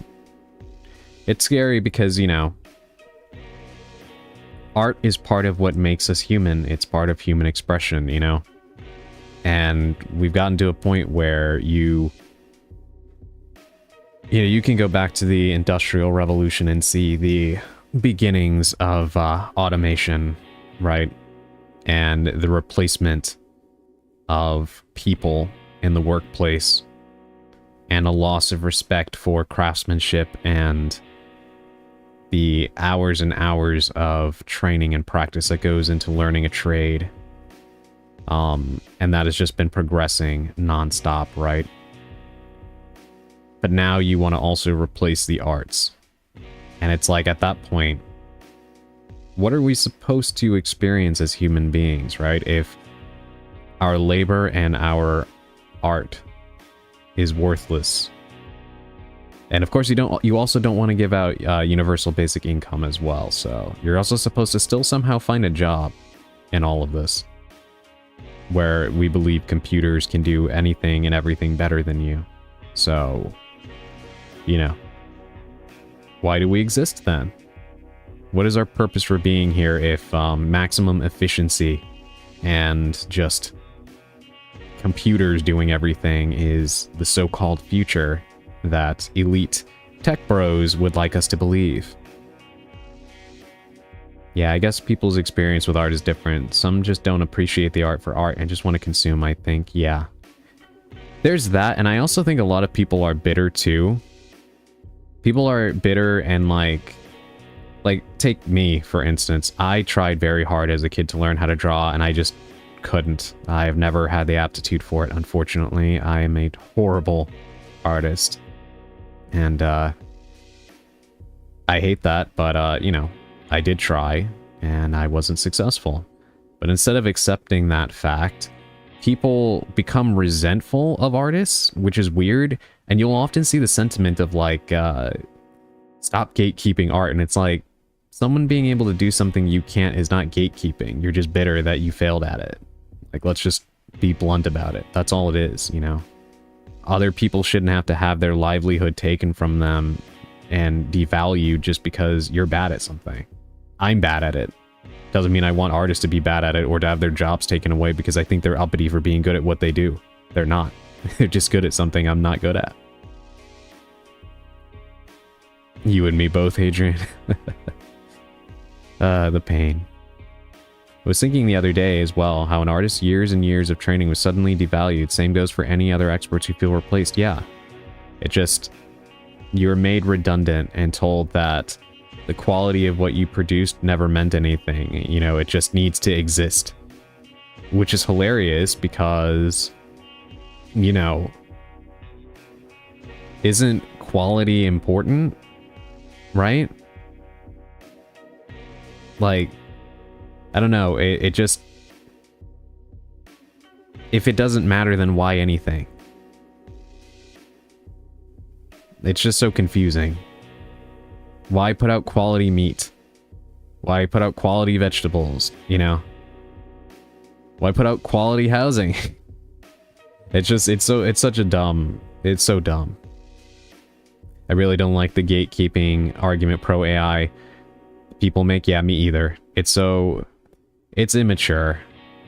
It really is. And it just reeks of people who are jilted about being unable to do something. And, you know, that's always been a human thing, right? People who are jealous of people who have succeeded where they failed, then try to belittle people. I mean, it's so common that it's a very common trope in media, right? The wicked stepmother that tries to make her daughter feel like she's a terrible singer or dancer because she failed to be a singer or dancer when she was younger, right? Or, you know, your boss, you know, the boss telling everybody that, you know, they are worthless and blah, blah, blah, blah, blah, because he couldn't hack it as, you know, the thing he wanted to do in life, etc. Like, it's a very common trope because it has a basis in reality. And I do think that with AI, we are seeing that manifest in a different way, where people take a sort of pride in harming artists by using it because they feel like they're getting back at them for having a talent that they don't have. But it's also why I try to show my appreciation for those artists, whether it's a nice tip or just trying to say something good about it. Yeah, me too. Hey, welcome in, Callisto. Hope you're having a good Tuesday evening. We were just chatting. I'm supposed to be playing the game, but I've been yapping for an hour and 42 minutes now.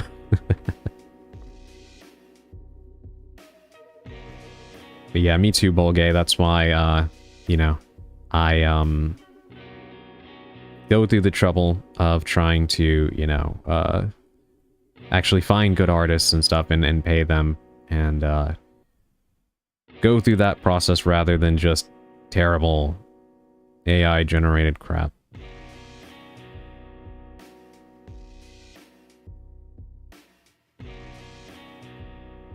Let's go. Yeah, we were talking about a lot of stuff, the state of the industry, meaning video games, and also discussing AI and the value of art that is being, you know, completely unappreciated now in favor of soulless AI stuff and whatnot.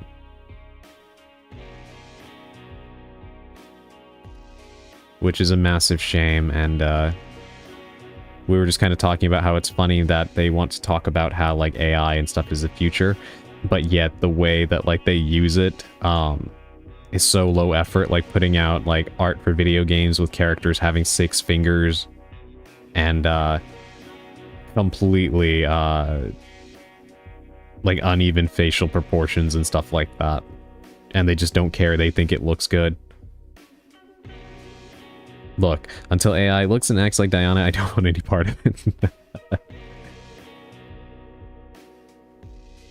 Don't give them ideas. They'll think that as long as they can make something adorable, that they'll get away with nefarious stuff. That's the last thing we need. You know those terrible freaking... Did anybody see those Coca-Cola commercials for the holidays that were AI generated, and like how they got so defensive about the accusations, so they went and they made a video supposedly explaining that they actually storyboarded it and stuff, and then when you look, not only did they not storyboard it, but even the fake storyboarded art was AI generated, and then the portions of the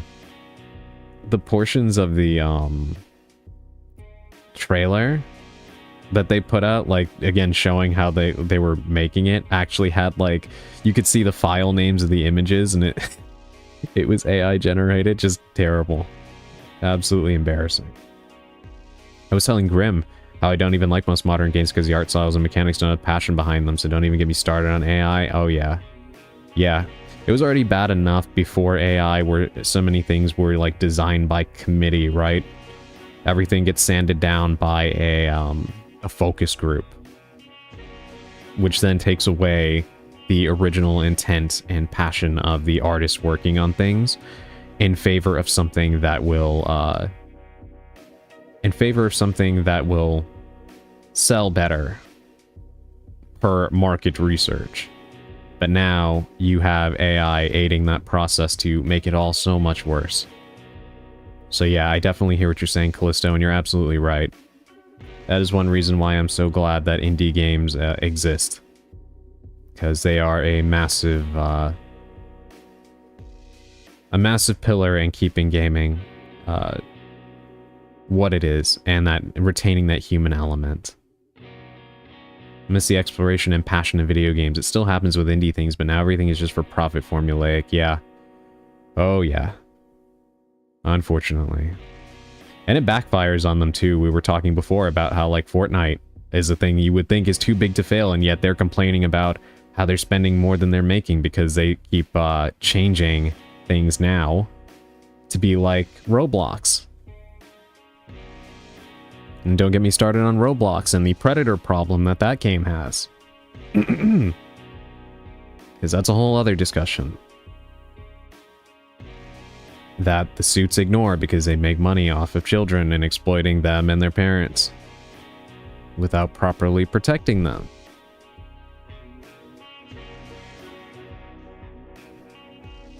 No, please, let's not talk. Yeah, no, don't worry. I'm not going to get into that whole conversation, but it is a problem, and just another example of how greed manifests and also harms people in other ways than just pickpocketing your wallet, you know?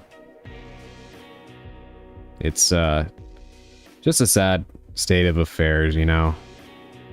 It's not good.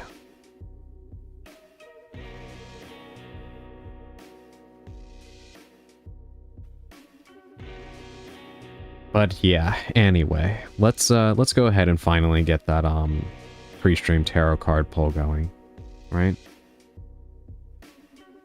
All right. Today's card is the Seven of Wands in reverse. Now, the Seven of Wands in reverse is a card that... how should I begin this? Essentially, pre-stream 2 hours...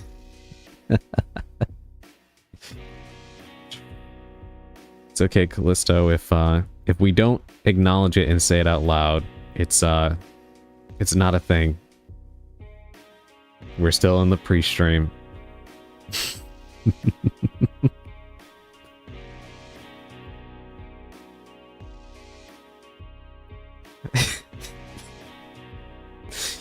I'm trying not to just burst in laughter right now. I shall be the one brave enough to say. I respect it. I appreciate your candidness, Callisto. As a member of the Coven, I can't speak out against it. I'll just have to own up to it. You're keeping me honest. But yes, the Seven of Wands in reverse. This is a card that will often show up when you are feeling a lot of external pressure, right? Adrian streams are like a fine Christmas turkey. Okay, I need to just look away from the chat so I can finish this because I keep getting distracted by what I'm seeing. Yes, this is a card that'll show up when you are feeling a lot of external pressure, right?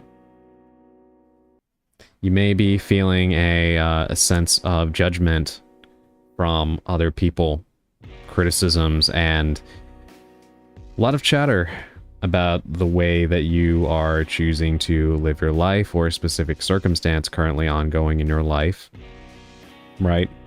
Who you're choosing to associate with, you know, a partner, friends, a job, whatever. People are sounding off about the way you're living your life, and you may be quite tired of that, right? It may be making you question yourself, or you're just tired of having people feel the need to weigh in on things that are quite frankly none of their business, right? This card is letting you know that that's life. You cannot always get people to agree with the things you do and the person that you are, but you should have faith in yourself. I mean, obviously, you know, if you're at a point where people are trying to help you, and not all help is good help, but, you know, sometimes we do need other people to wake us up to things, but this card is not necessarily referring to positive intervention, but rather when people are just kind of weighing in where they have no business speaking to you, right? On how you're living your life. This is a reminder that you need to have faith in yourself and trust yourself to have proper judgment in the way that you carry things out, right? Don't compromise yourself just because other people are talking, whether that's family, friends, or complete strangers, especially complete strangers, right? Have faith in your judgment and the way that you choose to live your life, because you know at the end of the day what's best for you. And if you are feeling comfortable with the choices that you make, then don't let the influence and input of others deter you from making those choices, right? It's important to stand your ground, stand up for your beliefs and who you are, right? Even if that may be controversial, people aren't always going to like the things that you have to say, but if you know that it's true for you and best for you, then it's important to make it known how you feel. Don't let the fear of what other people are going to think about you deter you from staying true to yourself, right? It's important to usually don't have faith in my own judgment. Well, you should, and this card is a good omen for that, right? It is a sign that you really should, right? The Seven of Wands in reverse could also be a sign that you are being quite quite run ragged and exhausted by responsibilities in your life, right? There's a lot going on, and you may feel like you aren't up to the challenge of meeting the moment. And you should have more faith in yourself. I say it a lot with these readings, but it's important to show up for yourself. That doesn't just mean pushing yourself to do things, but also being your own cheerleader. Because it has to start with you. You know, nobody else is going to do it for you, right? And even the people that are in your life that will be there to support you, if you aren't the first person at the front of the line who is thinking and saying good things about yourself, then you're going to devalue the words of other people who are trying to be there for you as well. You need to support yourself. Because in your heart and in your brain, when you say negative things about yourself, that's always going to be louder than any external positive reinforcement. So you need to say good things about yourself. Okay? Even if you have to force it. It's important. Because otherwise, you're not going to take seriously anything anybody else says except the negative stuff. And you shouldn't do that. You're shortchanging yourself. So, you know, be there for you and make an effort to say good things about yourself and think good things about yourself. Even if you have to fake it until you make it at first, but that is important. Because words do matter, you know? From a psychological health perspective, we can make ourselves sick by just, thought alone. So why couldn't we do the opposite? You know? So, please do, if you have been thinking negative thoughts about yourself or selling yourself short or having self-esteem issues, take a step back and try to work on that. Even if you have a good support system, it's absolutely worth investing the time to show up for yourself. So make sure that you do that. But yeah, this card can also be a sign that you are feeling pressured by things of the moment, stuff that is going on in your life right now that you may not feel prepared for, but you are prepared for it. So, be kinder to yourself, right? And lastly, it can also be a sign of conflict avoidance, right? There may be some tension between you and a group or other people. Again, this could be in your personal life, it could be with family, it could be at work, whatever. But there may be something going on that you are not comfortable with, that you are feeling is in betrayal of your personal values, but you're keeping your mouth shut because you're afraid of what confronting that situation would be like, right? And for these circumstances, you need to stand up for yourself. And standing up for yourself doesn't always mean that you have to hop up on a soapbox and, preach your perspective, but sometimes it just means walking away from something that isn't healthy anymore. You can't change most people, and most people aren't worth changing, right? So, if you find yourself in that kind of situation where you've been avoiding a very important conversation because you're afraid of, what may come from it, ask yourself if it's worth continuing to be around people who would make you feel that way. And then you do what's best for you. You either have an important conversation or you just walk away, because it's not healthy to be in a relationship, whether that is romantic or, platonic. It's not healthy to be in a familial relationship like that. And it's not healthy to be in a work environment where you feel like if you speak out, you're going to be in a lot of trouble. So, how you go about resolving that is up to you, but ultimately, honor yourself is what I'm saying here. Either say something or walk away. Either way is a valid approach. But as you can see, the gist of it in whatever case you relate to most with this card in reverse, is basically have faith in yourself. Have faith in your judgment. Don't let other people's criticisms scare you away from your choices. Don't let poor self-esteem, prevent you from feeling like you're ready to meet challenges in your life.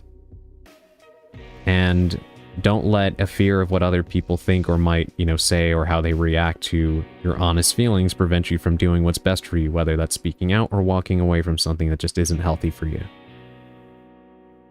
I hope all that makes sense. But, yeah, that is our pre-stream tarot card pull for the day. Now I'm going to resume looking at all of your messages because I had to look away so I wouldn't keep commenting on stuff.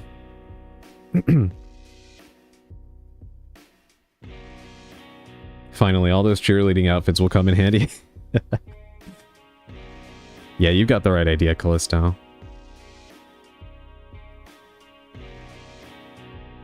Be positive, except when a doctor sends you on a test. Yeah. Yeah, you definitely don't want to, you don't want positivity on that, right? Positivity that things will work out, not that you'll have a positive test result. I'm gonna head to bed. My head is getting worse. I'll be seeing you all, okay? Have fun and take care. Thank you for showing up, Sally. I hope that your migraine gets better. Please do your best to get good sleep and survive in this in the heat that you're enduring over there. Thank you for being here, and have a great rest of your night. Rest well. Thank you, Adrian. Of course. Yeah, I love doing these readings. Tarot is scary in a good way. Yeah, it really can be, right? Yeah, it definitely can be. Surprisingly accurate.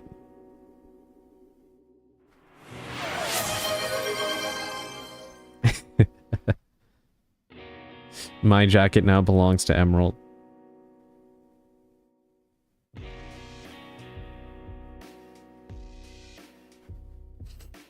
I was wondering when someone was gonna do it. Alright, let me go ahead and switch us over to the game. Because it is already going to be 9 o'clock. We talked for 2 hours. I was waiting in case someone wanted.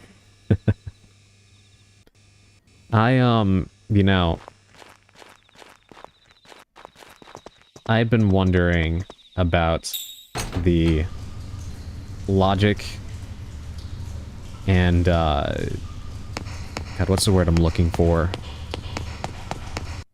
I guess practicality of doing like a just chatting stream, but I guess with the way I've been going lately, there is merit to believing that I guess maybe we could do something like that. And we'd let you yap again too. I buy that for $10 and a cheese croissant.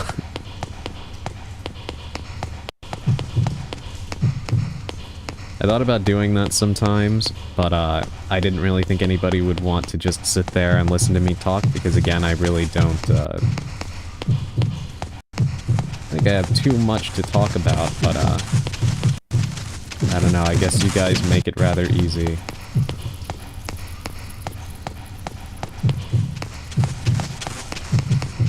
Okay, I got killed last time. Over here, I think.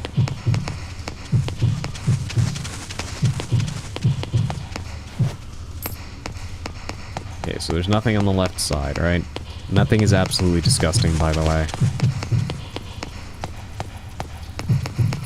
Like, what kind of ghost even is that? What happens to a person to make them turn into a crab with a face? I was absorbed in it. I'm not familiar with gaming history outside of Nintendo, so it's fascinating. I'm glad that you enjoyed the conversation. I know way too much about gaming stuff. It's actually, you know, one thing that does make me kind of happy about streaming is, it's nice to have an outlet for a lot of this useless information I have. crab ghosts, they ate a crab and died.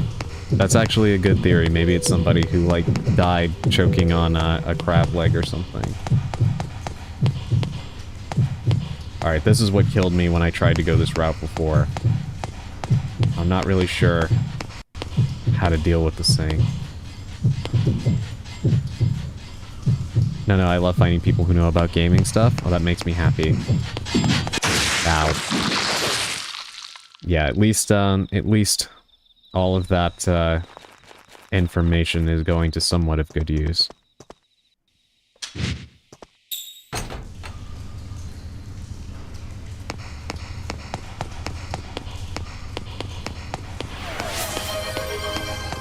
Thank you for the hydrate. I probably should. I was talking for a while.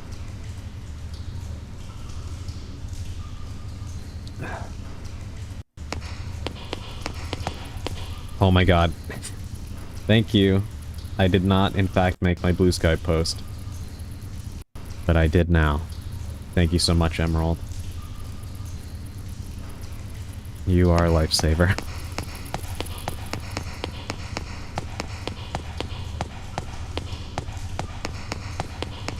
To be fair, it's a good thing I didn't post it because I was just talking and a lot of people would have been confused when I say, oh, I'm playing Yomawari, and instead I'm just chattering, so...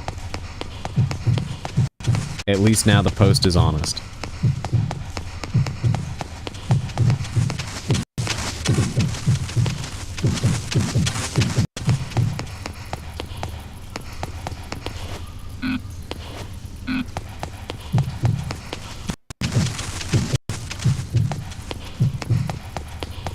I'm surprised I didn't die there. I mean, the crab could be meaning other things, an irritable and complaining person. I think that guy was that and probably died choking on a crab. That could be the case, Naka. That is a good theory. It could be more metaphorical than literal, right?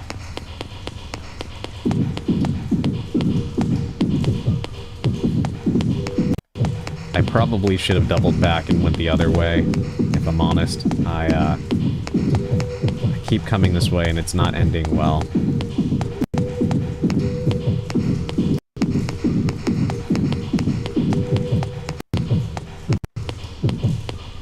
Could also be a yokai, yeah. Yeah, that may well be the case.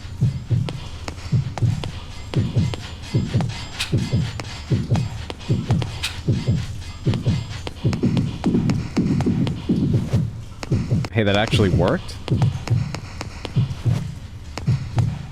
Pocket watch found. A watch small enough to fit in my pocket. The hands have stopped, though. Not even the second hand works. Okay, that is weird.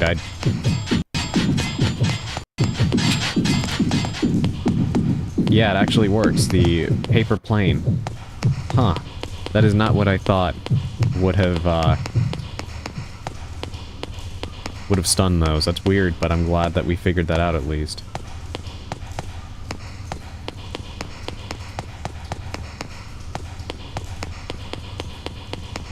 Please let this be the right way.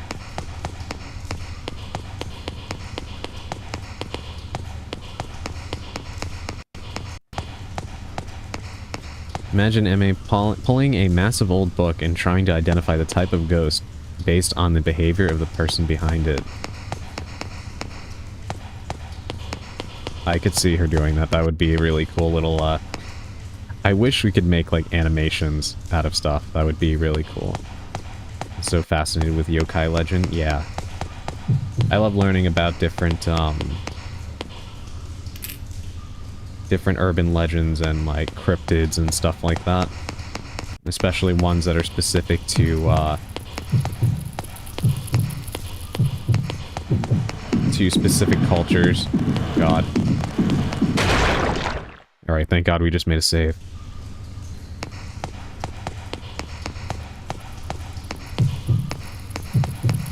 Let's go this way instead.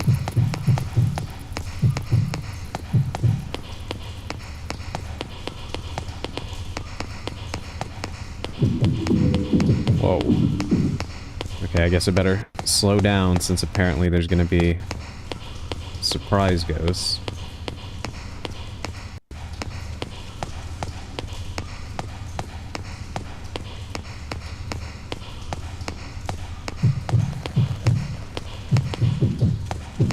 Okay, there's that one again.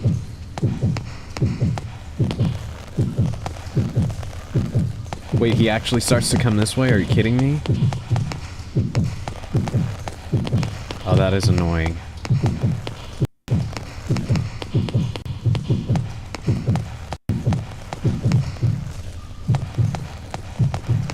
Alright, at least he doesn't go the entire way.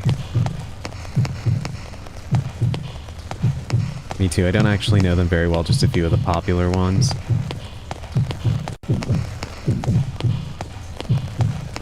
Urban Myth Dissolution Center. Remember, he's afraid of kids. Okay. Yeah, I know what you mean, yes. You see it too, right? Doesn't he look like something that would be out of Monsters, Inc.?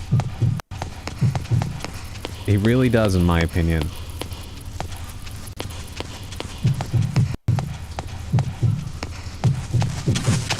Oh, the crab is back up there. What about down here? What do we have down here? A rock.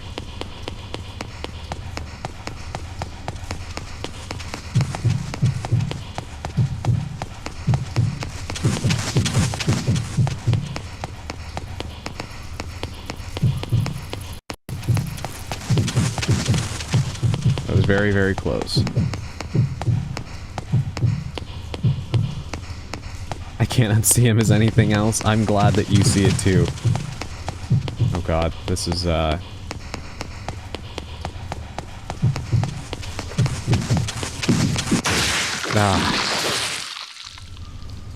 Sometimes the death sound is really quite violent. Alright, so we know that this is the better path to take up here. I just gotta be careful of that one ghost that pops out of nowhere. That one right there.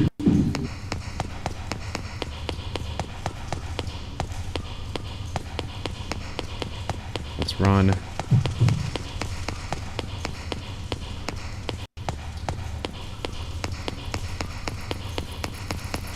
And then I have to figure out which way to go up here. I guess I'll take the right.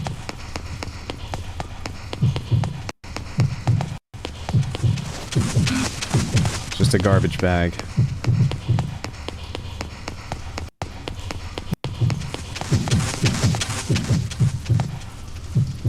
Alright, so I guess we do have to go to the left.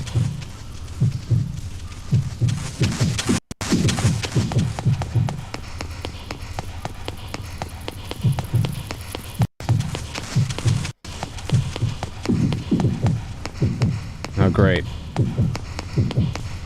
Hey, Smoke Face is coming after me. I don't really know what else to call that thing.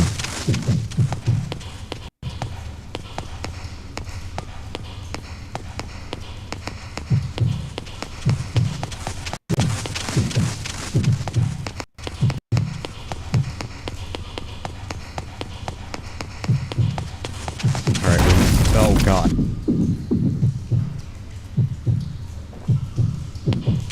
Okay, that was the door. I thought he was about to try and come up here. I was about to say, is he actually gonna do that?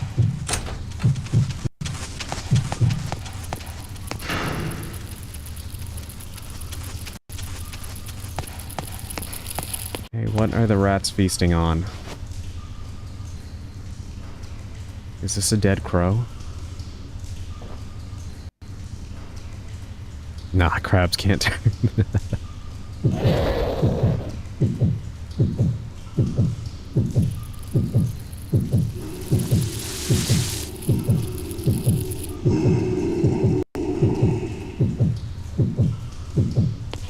It's the rat demon thing.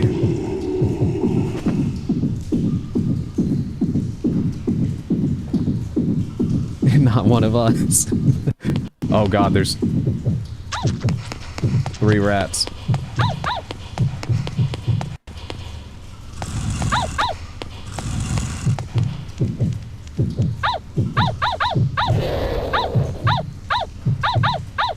Oh wow, Choco scared them off.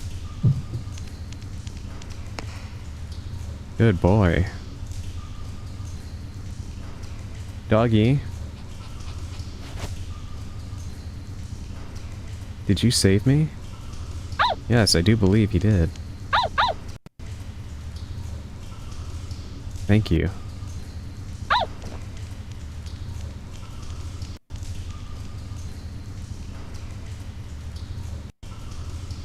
Very good boy.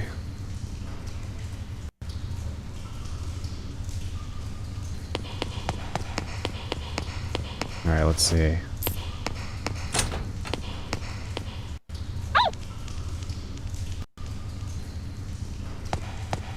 That is a pleasant surprise, actually.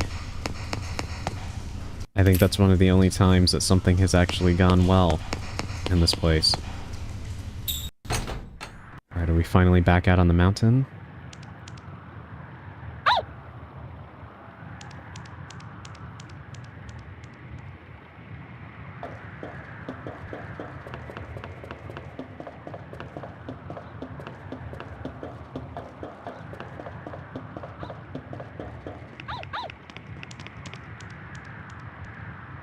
I imagine we must be getting close. Let's go, Choco, yeah.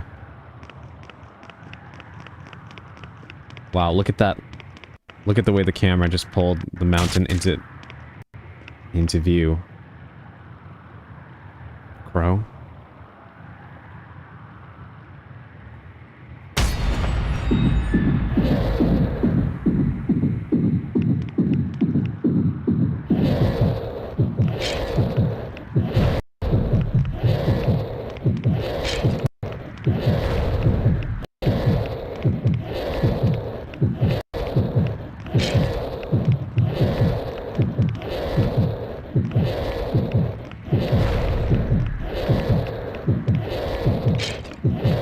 I have no idea what is going on here.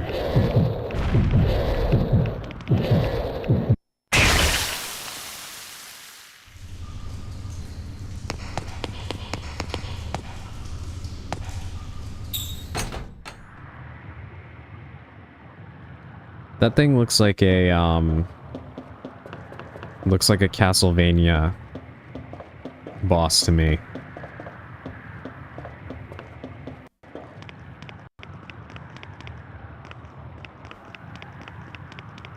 I was just trying to appreciate the view before, before that happened. It did feel artistically different. Yeah, right? It looks like something out of Castlevania.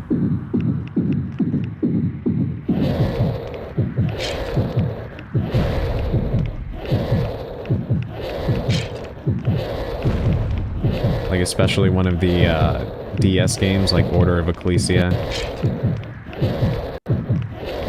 It feels like that.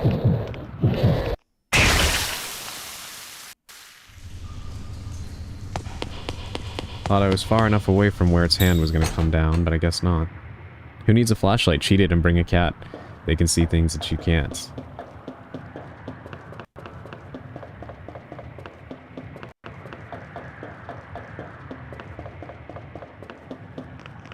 Alright, let's try this again.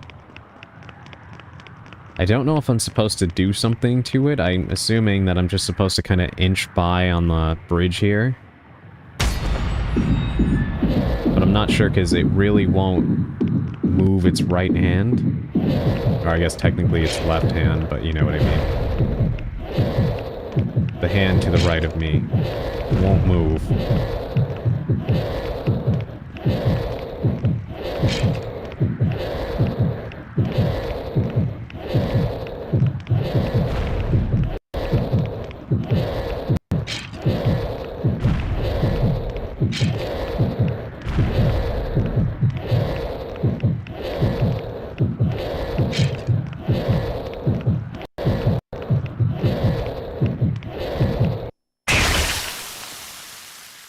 Alright, this is gonna be interesting.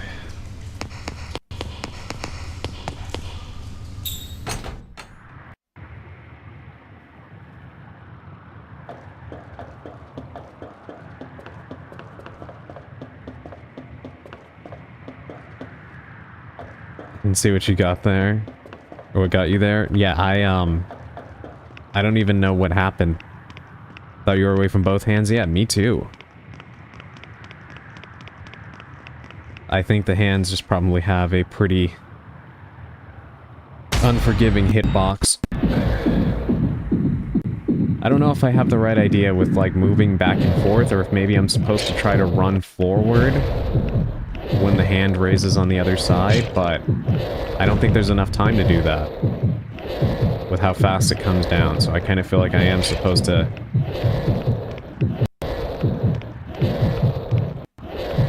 move back and forth like that, right?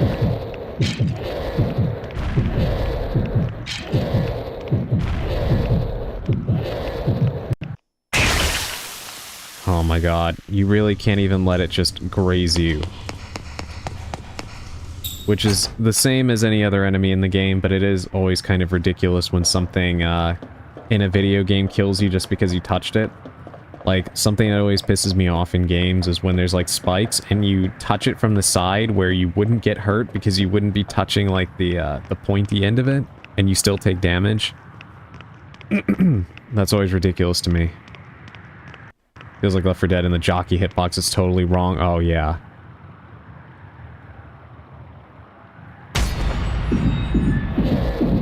The jockey is infuriating.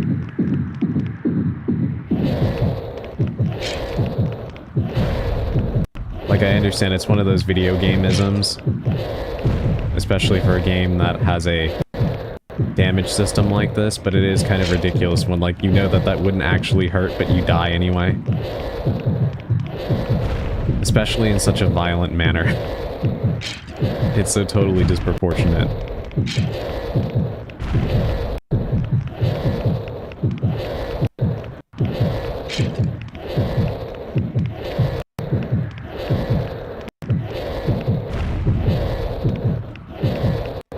No worries, ball gang. Take your time. We're probably going to be on this for a little bit, unfortunately.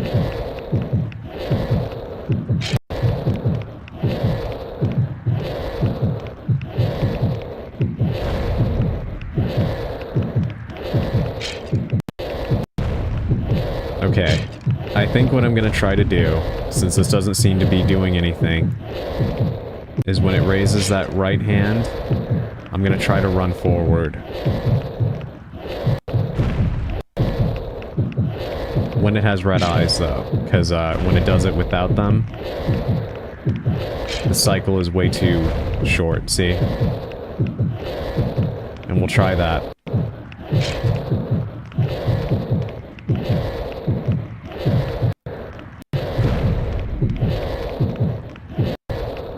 Because unless I'm supposed to be throwing something at it, which I doubt, I don't know what I'm supposed to do here.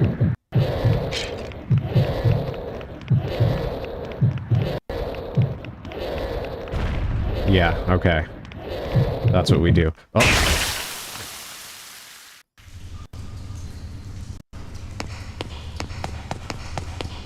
Do you happen to have a bomb you can toss? I wish.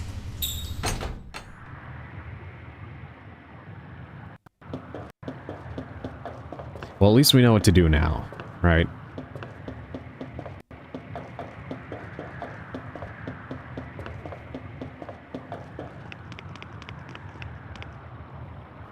Alright, 1 second. I will be right back. I'm just gonna turn off the fan. It is kind of getting a little bit chilly in here. And go grab a little bit more water. So, just a moment. I will leave you all with a little...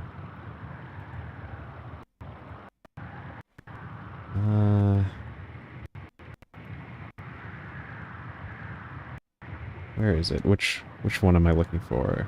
Okay, here we are. Yes. I'm gonna leave you some, Persona music. I will be right back. Oh, you're chilly? Thank you. My jacket should help keep me warm.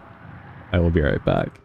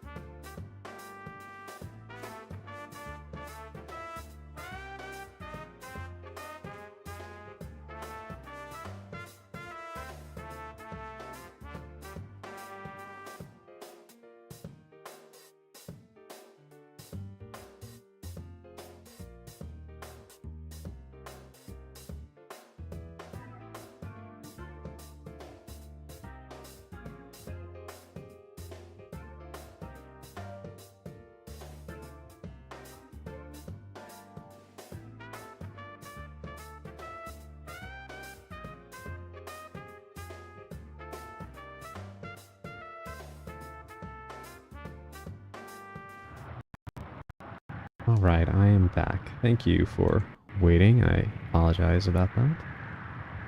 Alright. Now we try this again.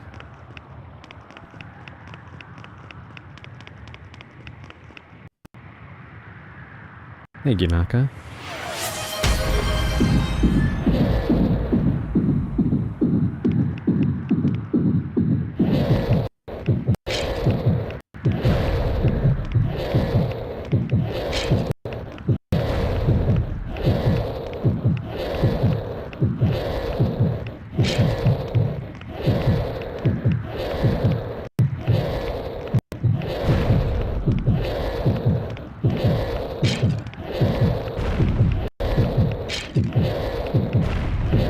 So I just need to wait for him to lift.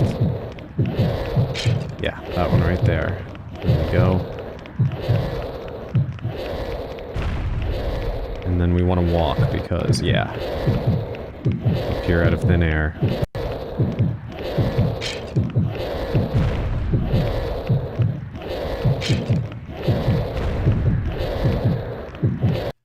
Try to lock in here and hopefully do this right. Famous last words.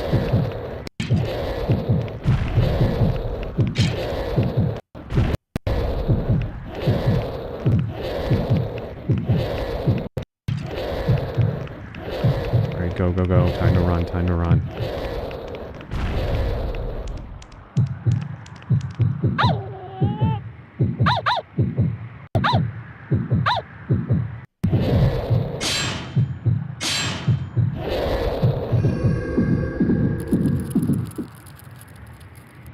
Wait, you mean to tell me that thing was those rats again? Can we just throw them off the bridge, please?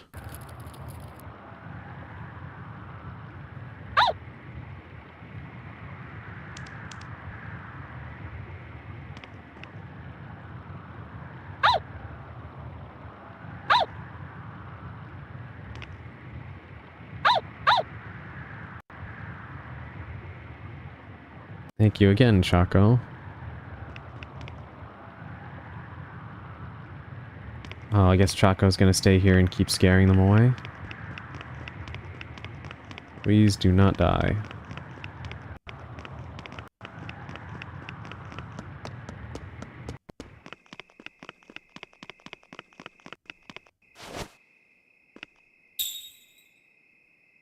The big shell I have to hold with both hands. When I put it to my ear, I can hear it crying.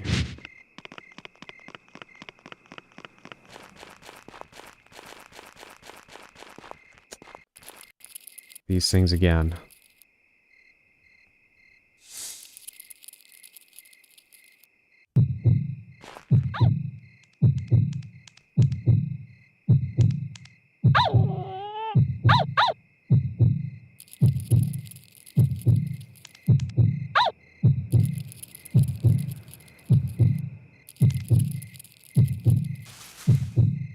So disgusting.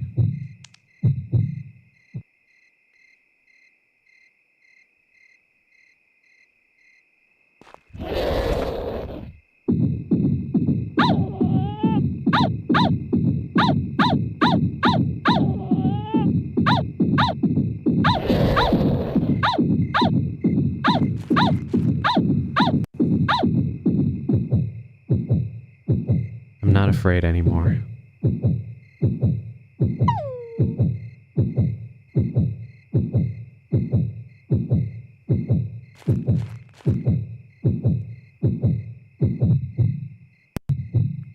There's a dead mouse here.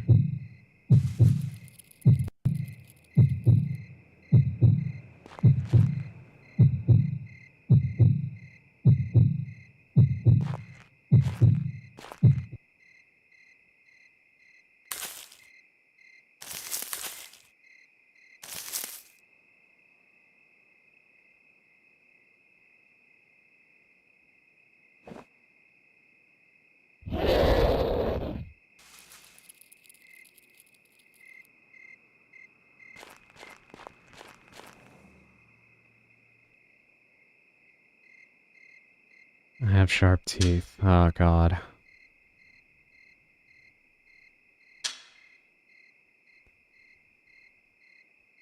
Alright, I don't know what I'm supposed to say here.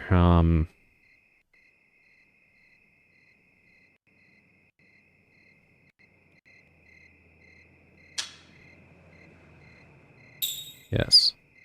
I have wings. No. I have large claws. Yes. You know who I am? Yes. You're...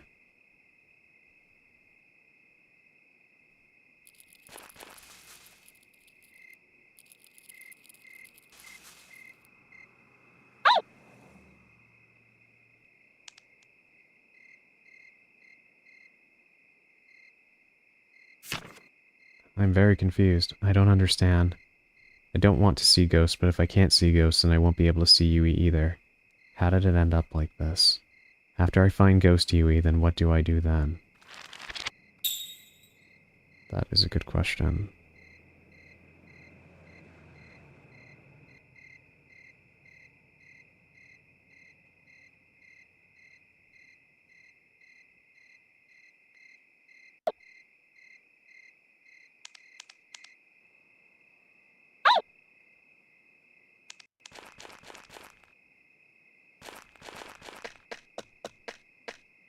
I do want to see... Does it have any flavor text? No. Hmm.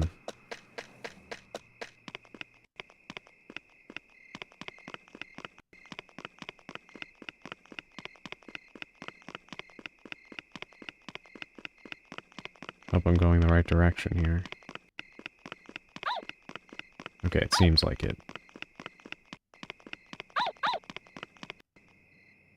Save point.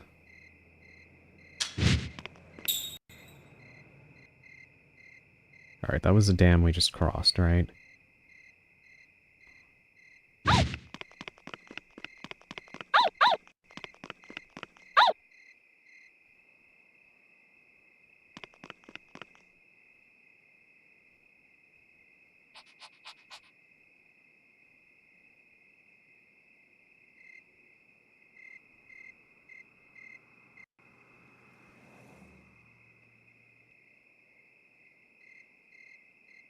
The dam's lake is all dried up.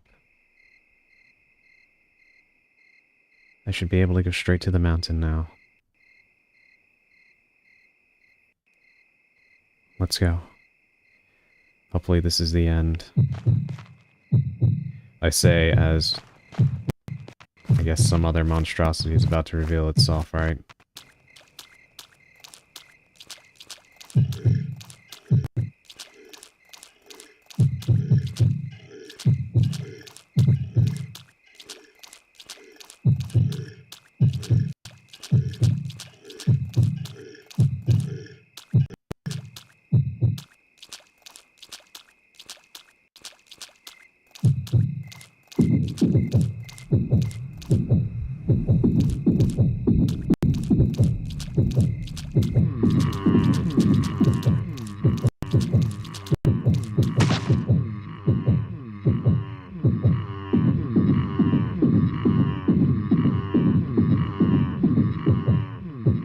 Please go away. Alright.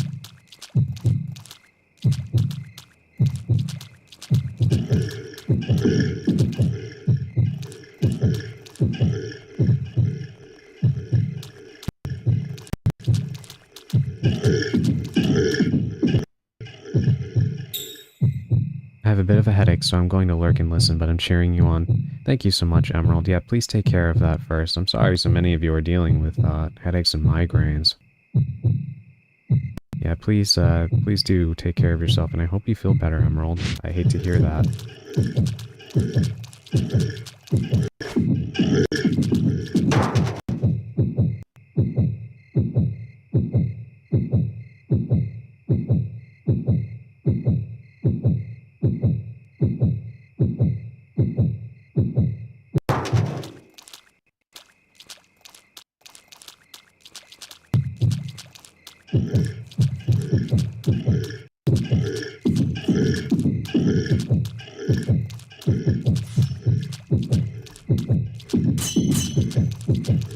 the sky again.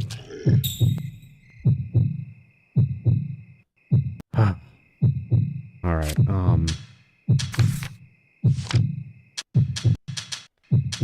pick something up before that I didn't get to check, right?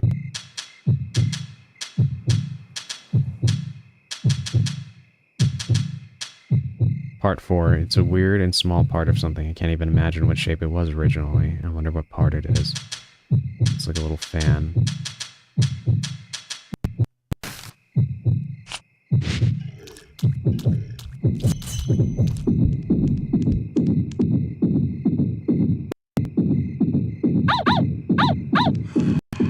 Doggy? What do I do? That spirit he got.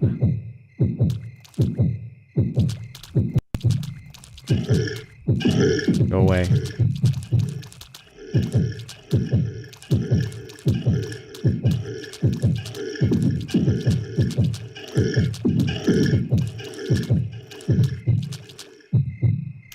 Alright, we saved, which is good. I really hope this is the final stretch.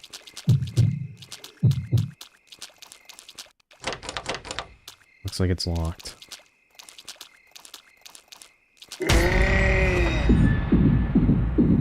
Great, it's this guy again.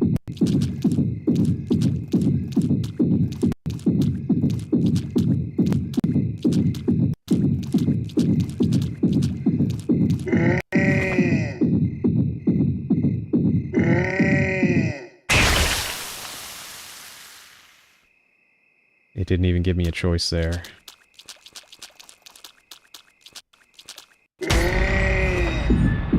Alright, I guess we should try hiding this time.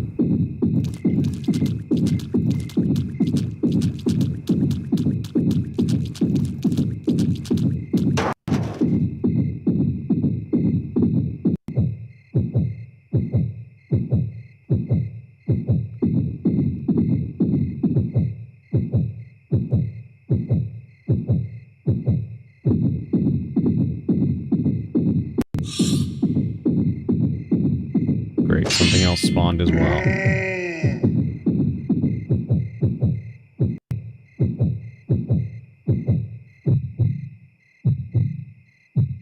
What the heck?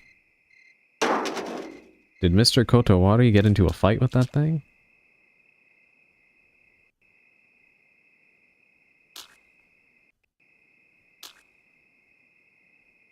Ah, of course, the spirit will see the keep out sign and cease its chase. Oh god. I was about to say yes indeed, but not that one, I guess.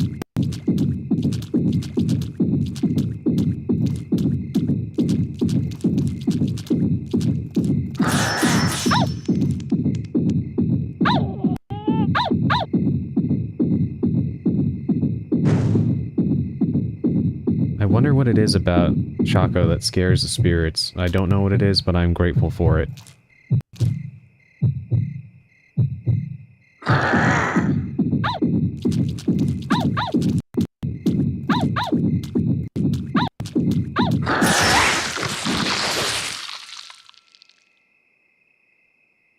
How did that... Alright, never mind. Oh god, I have to wait for this thing to go away again.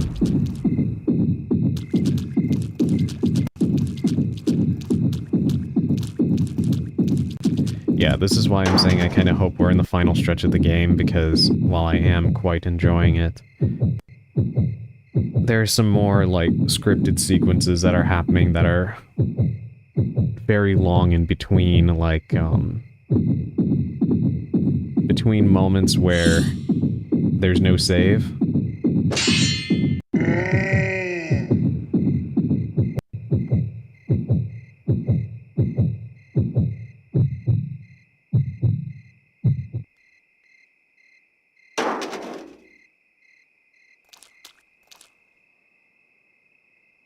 Let me see if I can actually go back up and save a little bit. No, come on, turn around. No, it does not let you.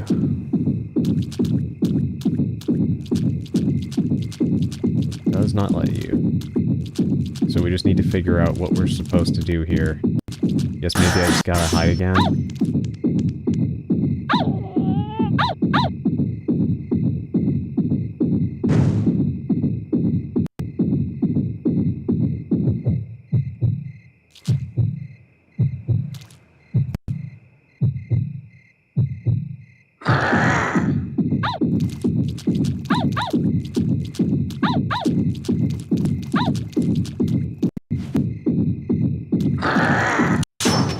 Oh, okay, I was supposed to grab Choco.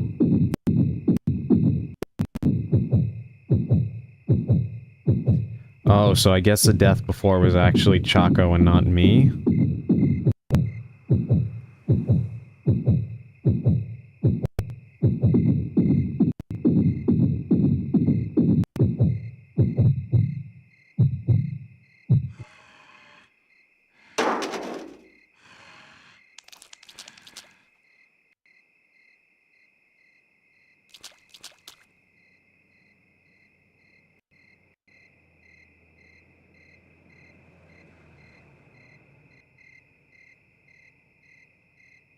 Doggy.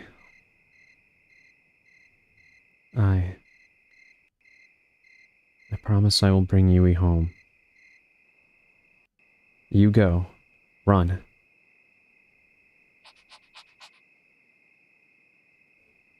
Go.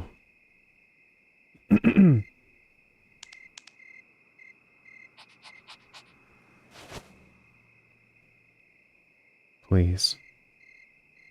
If you died, Yui would be so sad.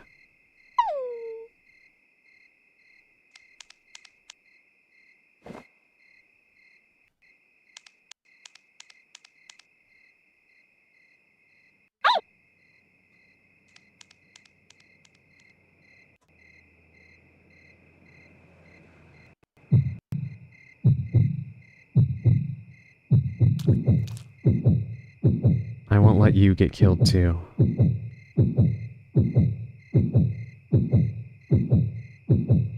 I'm not scared anymore. I'm not afraid of you anymore. I'm going to see Yui. Let me through.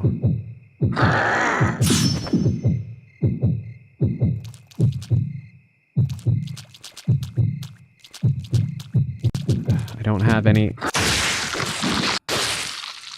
They didn't give me any stamina to start with.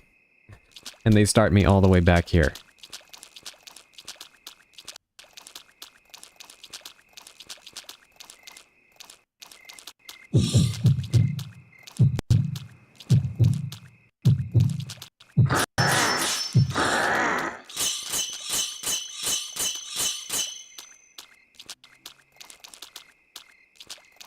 Okay, thankfully it seems I don't have to repeat the cutscene now.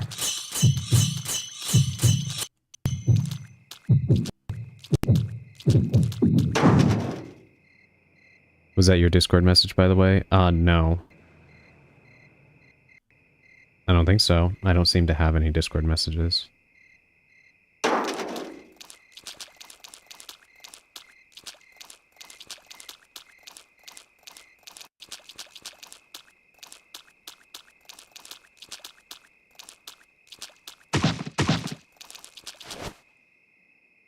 Old key found. The key I found buried in the dirt near the dam. It's a little bent. I wonder if it's still usable. Sorry, TV, no worries. Or thank you, not TV. Yeah, no problem. That happens to me all the time. Sometimes you're watching a video or stream and you hear like a computer noise and you aren't sure if it's the video or stream or if it's your own device.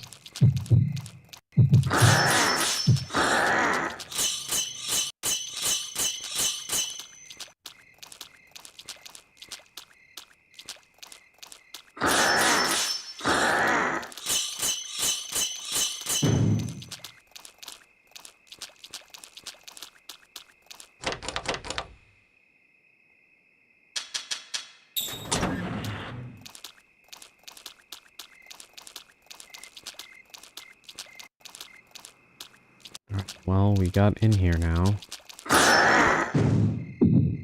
I really wish this guy would go away. I'm so sick of dealing with him. Didn't realize I had Discord open. No worries. There's something written on the monument. It's all smeared, I can't read it.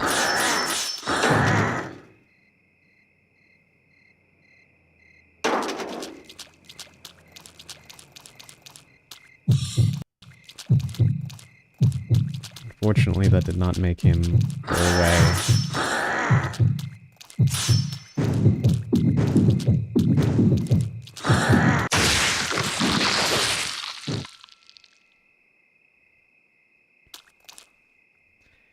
Okay.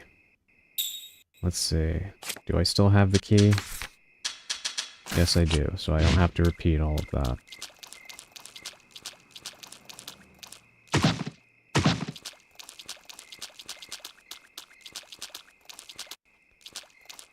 This guy and his teleportation and you not having any stamina ever is a rough combination.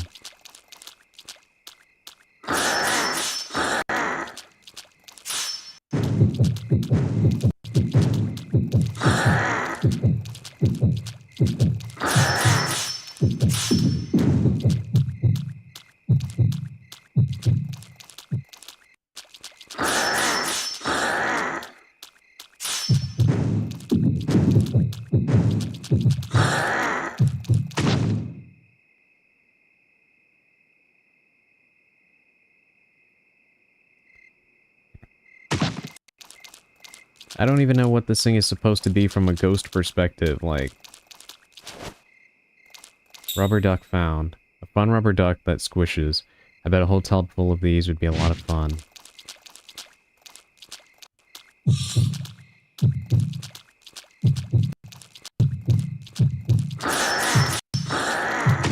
Like, I don't even care about helping whatever this thing is find peace. He's just a prick.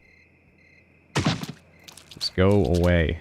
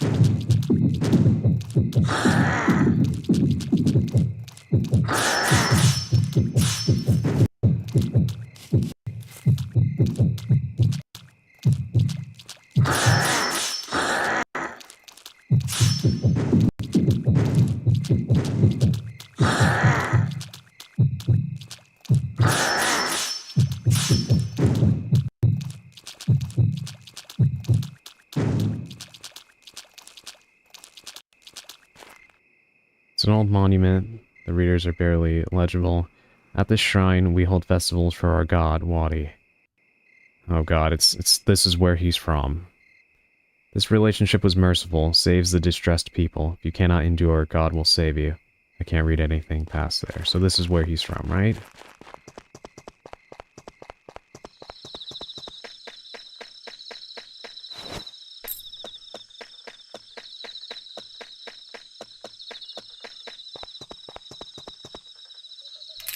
Thank God, a save point. There's an old poster pinned here. It says not to litter in this area.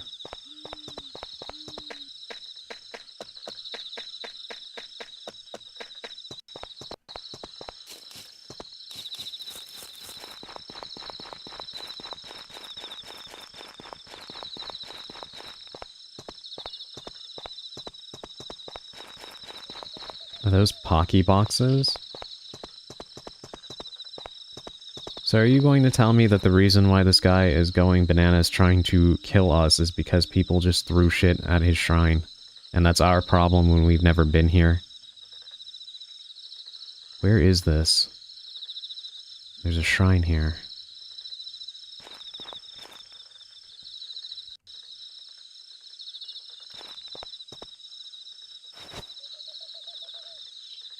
covered in trash.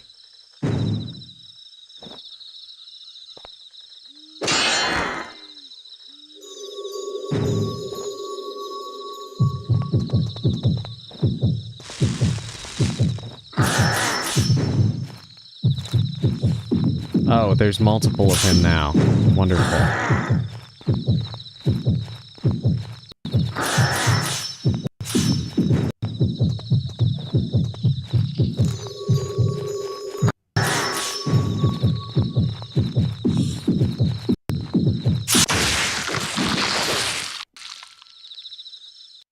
This is dumb.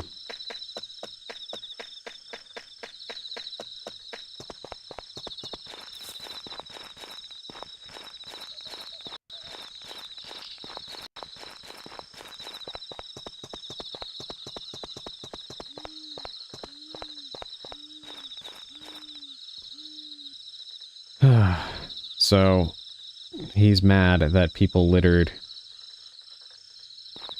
on his shrine, and he's trying to kill us, and he's been trying to kill us this entire time just because of that. When it has nothing to do with us because we've never even been here.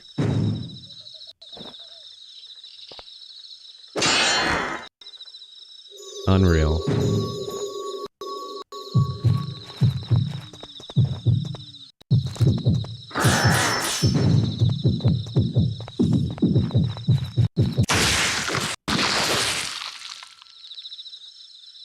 This seems final boss-like.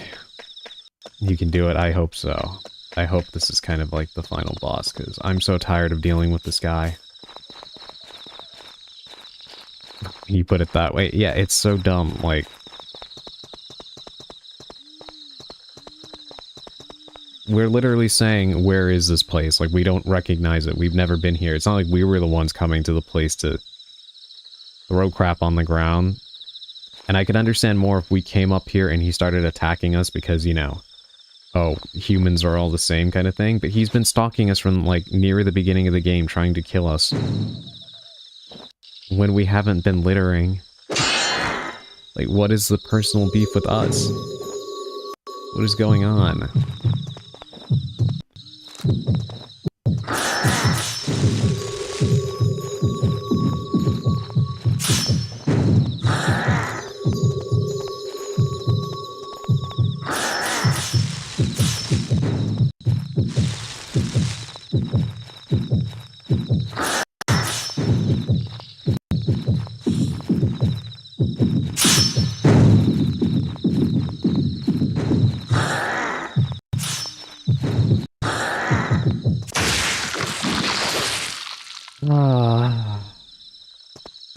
Bro got beef with that here. I know what you're referring to. Yeah, the thing that really sucks about this guy is, again, they have no rules with regards to where he's allowed to teleport, and what's annoying about that is, you can basically, he can spawn with the blades so far down your throat that it's coming out of your rear end, and you can't outrun that. I mean, she already can't run. So what are you supposed to do at that point? It's just a RNG, and I don't like that. I really don't like that.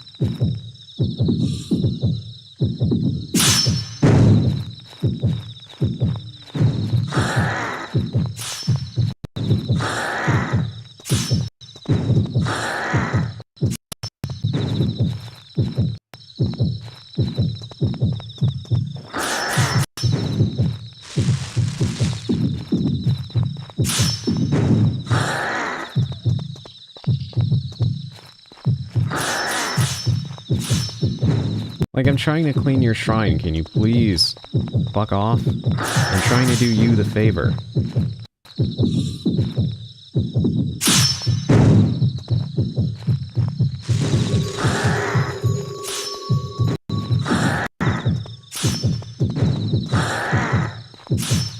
Not like you can't see what I'm doing, right? Enough is enough, jeez.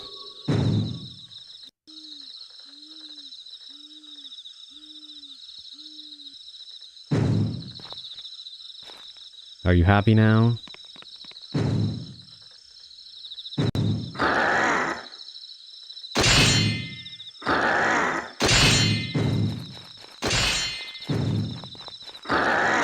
What is your problem?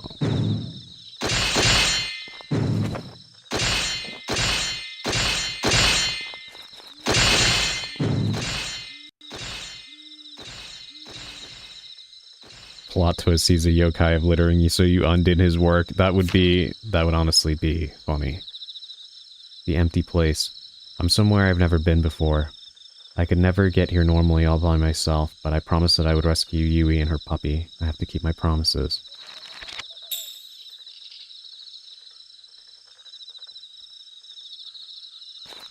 I'm assuming that the shrine belonged to him, given the, little thing that we saw, but, evidently clearing it out didn't matter to him, because I guess he just wanted to pitch a fit. I don't know. Just throwing a freaking tantrum.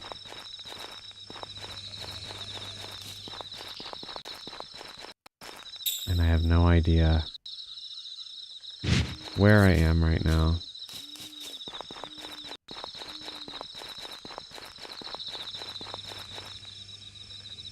Yes, let's save it.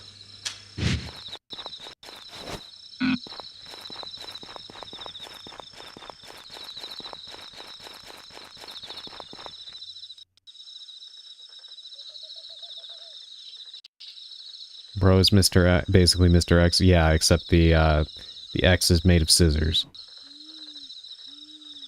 Yui. She does not look good. Yui, you're... Why? And we can see her now, too. Haru, you looked for me. Yui. I was so lonely. I was too, Yui. Haru. Haru. Haru. Haru. Haru, I'm so lonely, Haru. Haru, please, please, I'm so lonely. Oh dear. You said we'd always be friends. We'd always be together, right? We promised, right?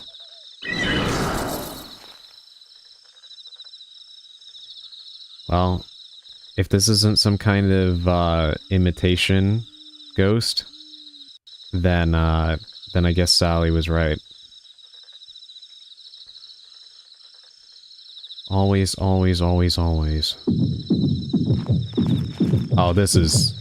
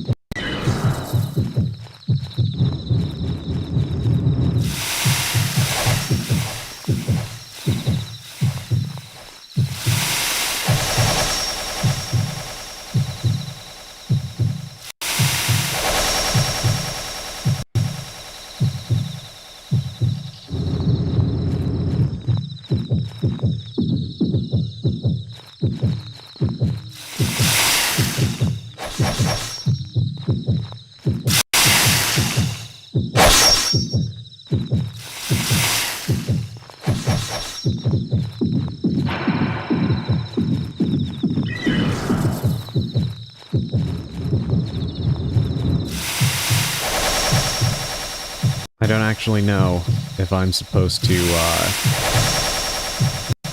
do something to her, or...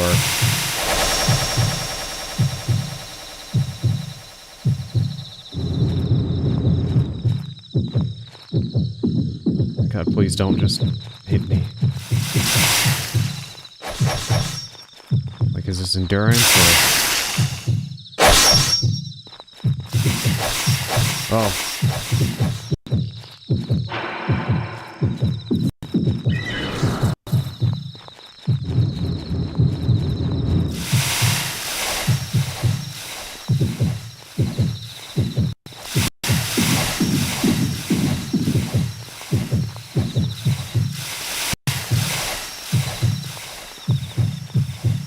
I don't know what I can do here.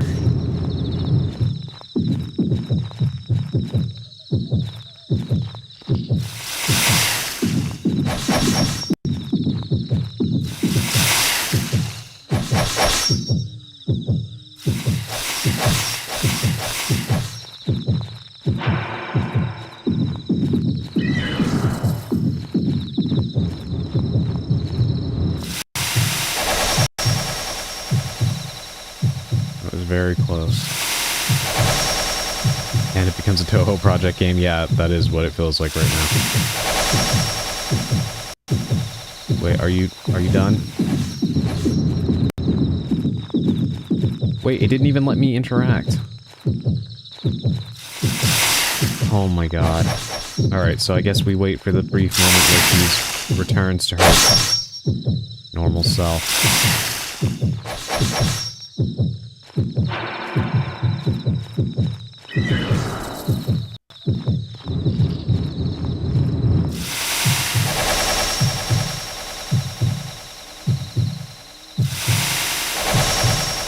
Just stay in the middle.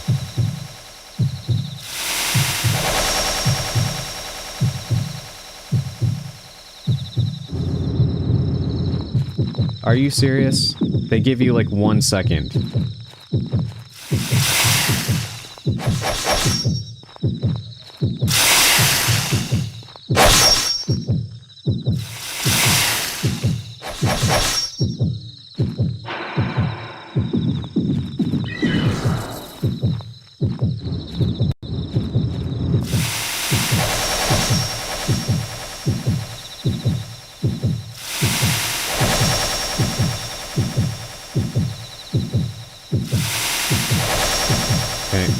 Need you to move. Oh my god. Haru. We promised, right? Haru. Hey, you... Please calm down. We did promise and I'm here, so, you know, stop trying to kill me.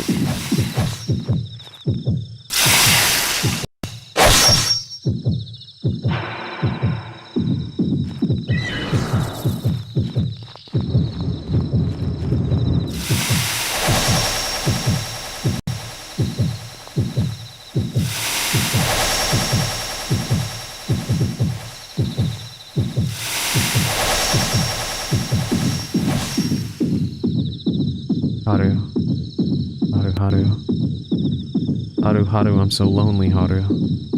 Haru, please, I'm so lonely. Yes, I'm right here. I'm trying to help you.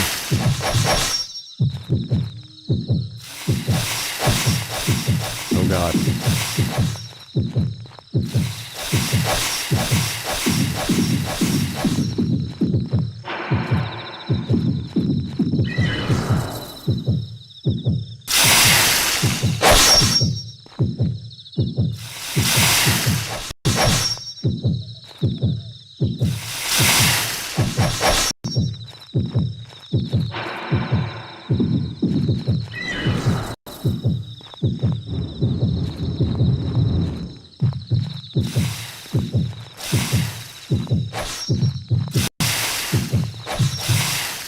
God.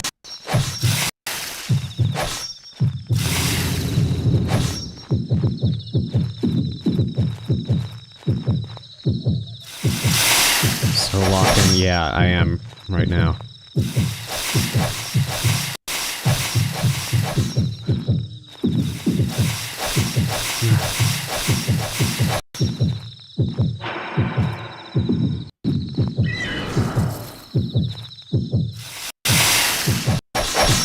Come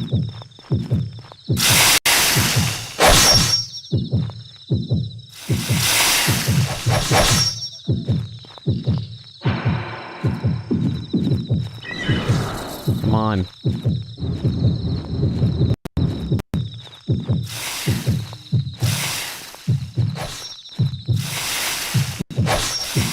This shit again. Come here.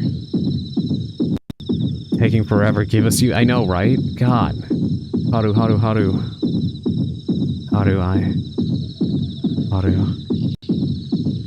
Haru, please take care of Chaco. Goodbye.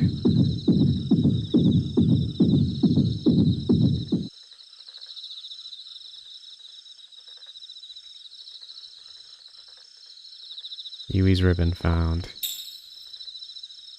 It's the red ribbon that Yui always wore on her head. When I look at it, it makes my chest hurt and I start to cry.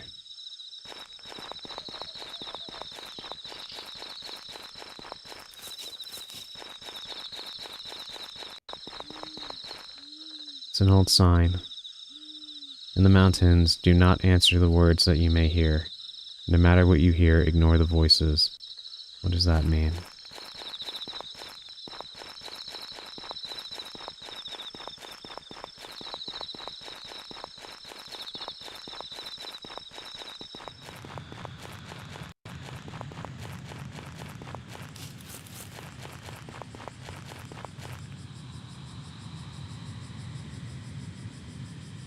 That's...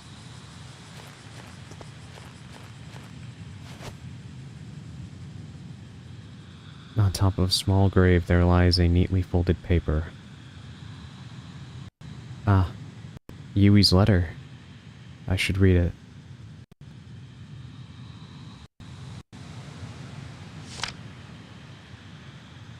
Summer is almost over. My name is Yui, and I'm in elementary school. Yesterday, my dog died. It's been hard. I cried a lot.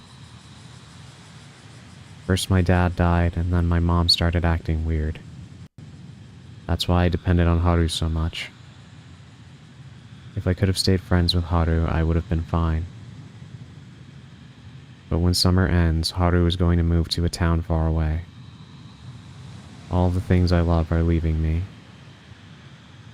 Saying goodbye is too painful. I can't do it anymore. I don't want anything anymore.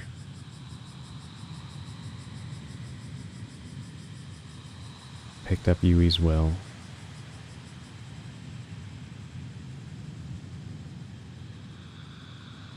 Yui is...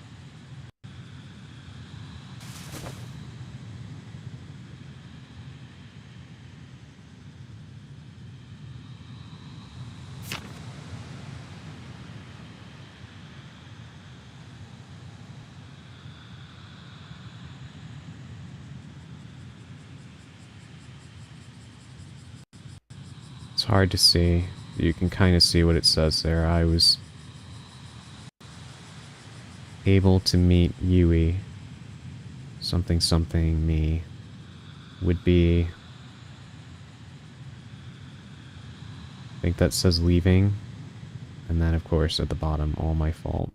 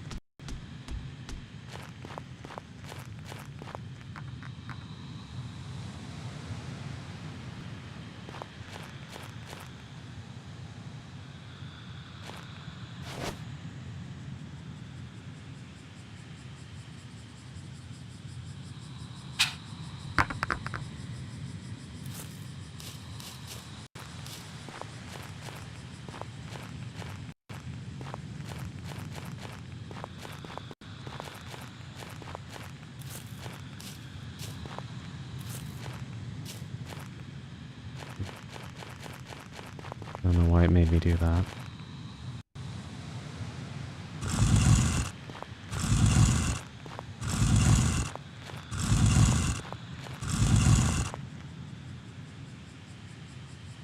Actually, I think I have a bad feeling about something.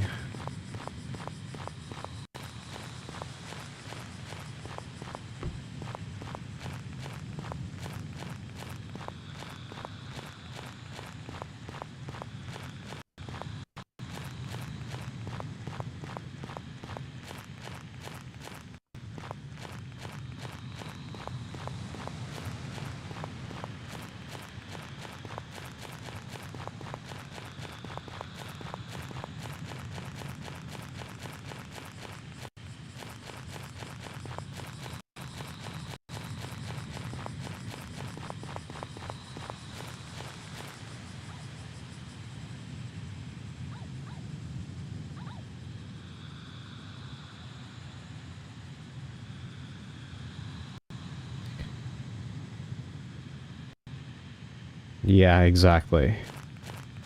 But... a note.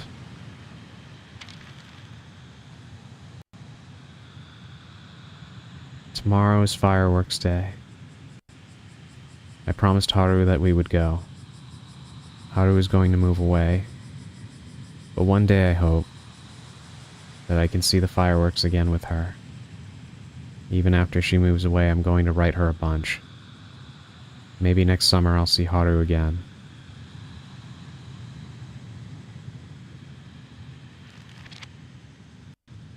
This note. Yui?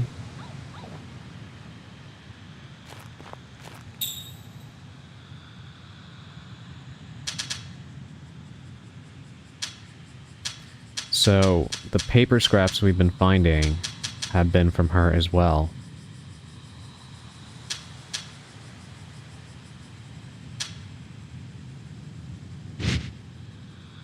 So first of all, that was definitely a trap, because I assume we could have done the same thing there.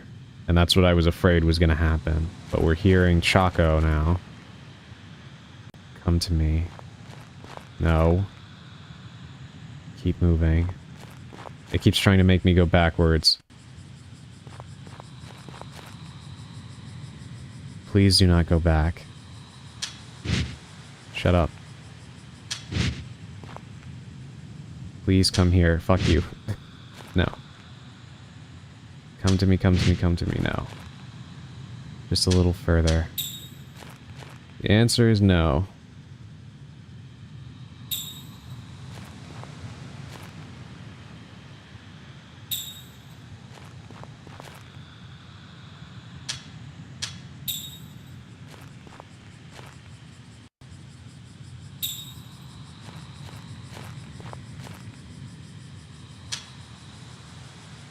I guess I'm supposed to say I can't take it anymore? It seems like it would be the wrong answer, though. Come here. Psst, psst, psst, psst. Alright, well, it's not letting me progress, so let me see. How sad, how sad, how very sad. Oh. Think you have to choose it, yeah. Mr. Kotowari.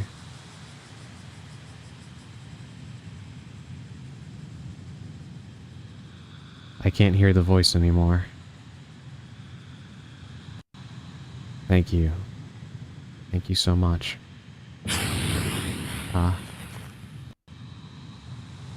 Wait.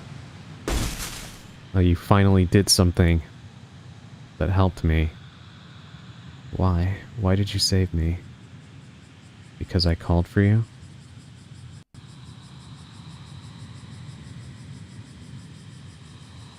Because I said I couldn't take it anymore?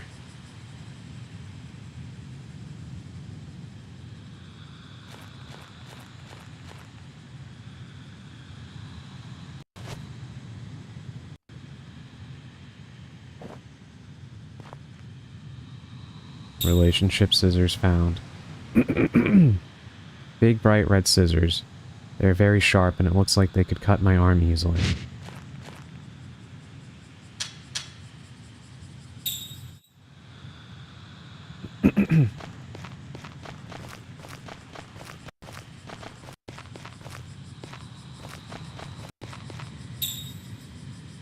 Where am I? It's a red spider web. It's huge. I've never seen this before.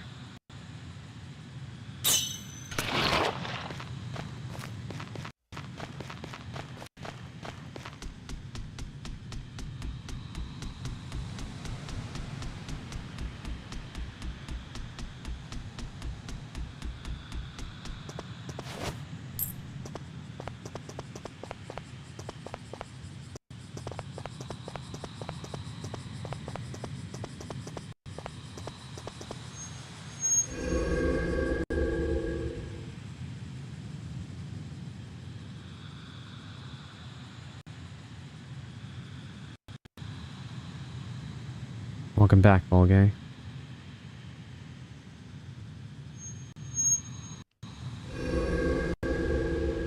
Kotowari for declining invitations can also mean just a general refusal of something. I wonder if that's why he appeared there. That's a good theory. Yui?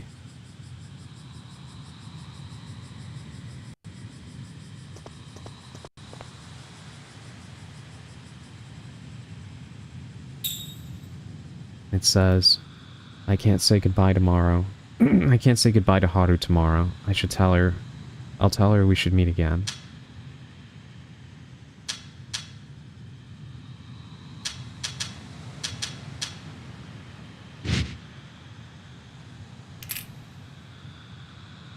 Sorry about the, clearing my throat. It is, like I said, the weather keeps changing, and no matter how much water I drink, it makes it, difficult to stave off how dry my throat is for some reason.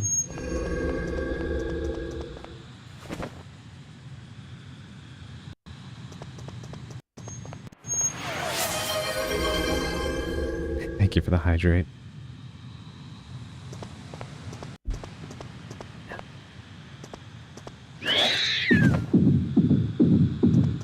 You've got to be kidding me.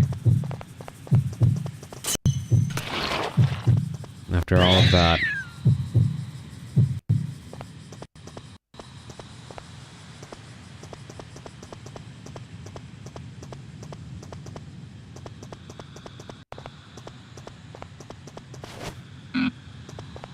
I kind of had a feeling that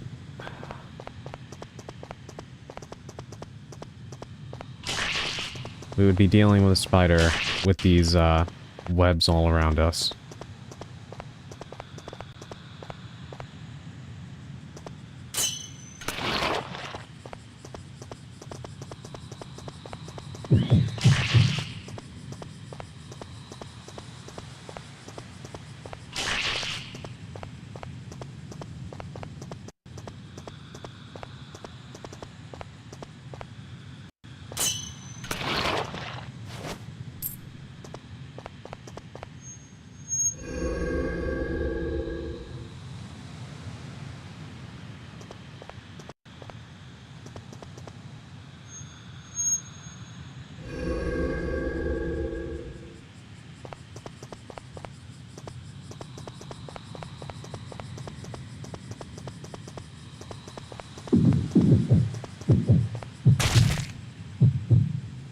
Hey, I have no idea what that was.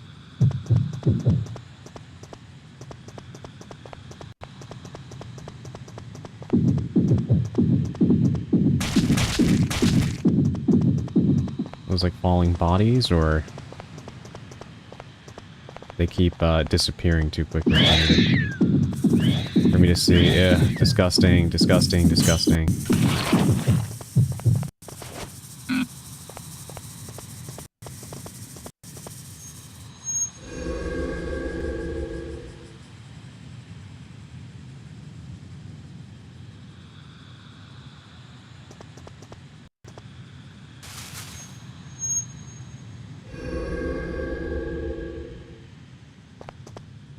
Okay.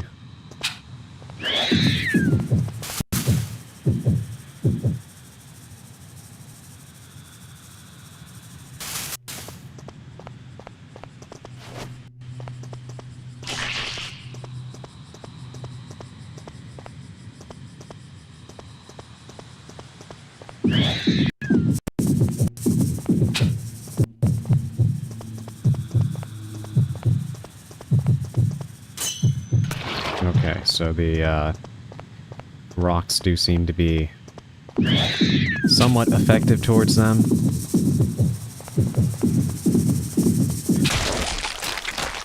Ran out of sprint. Annoying.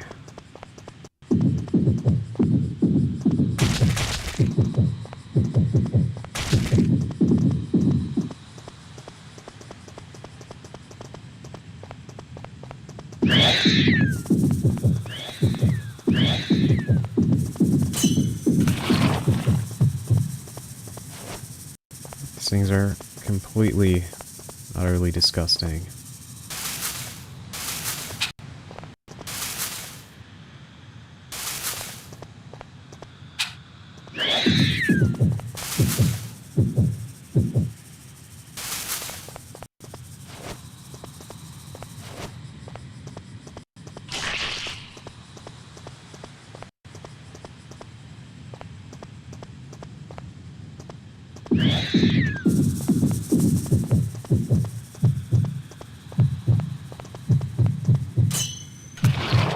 It's like I don't get if I'm supposed to just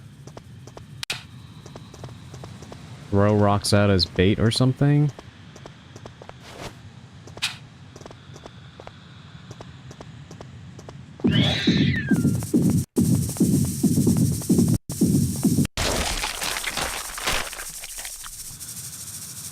I don't get it.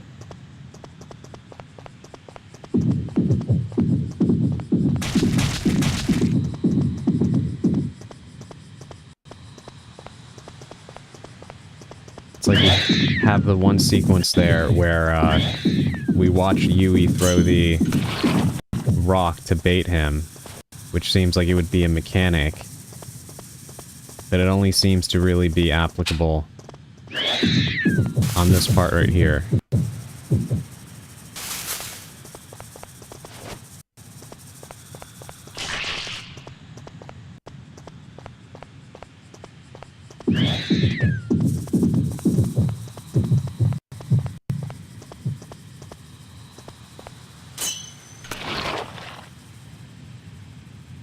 Alright.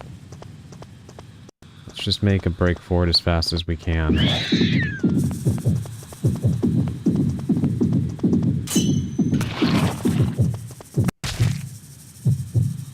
Alright, at least we got a checkpoint. Let me let the stamina return. Okay.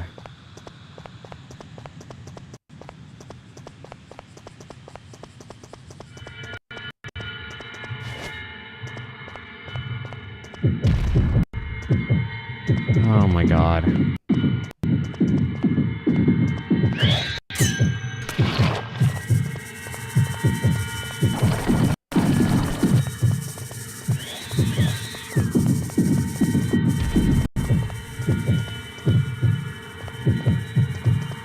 Spiders and spider lilies everywhere.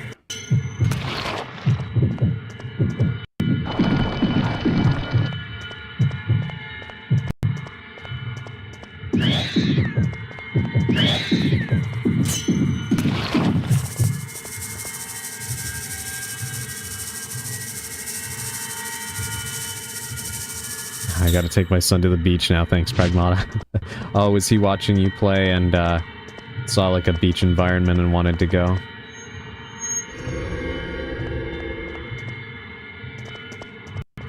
Hey, what in the world?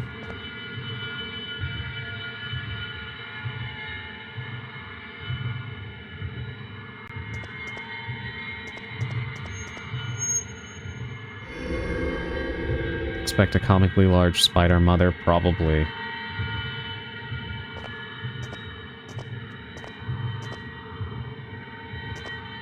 What the heck happened here? How was I...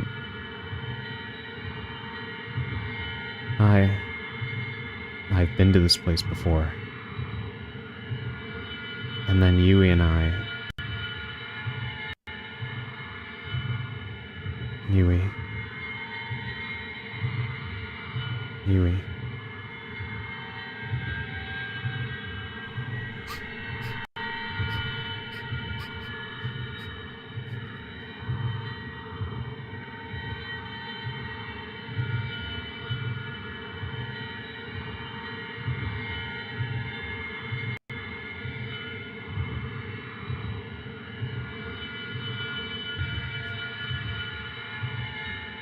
My Sari bot just blocked a spam bot that was named Menstrual Approach.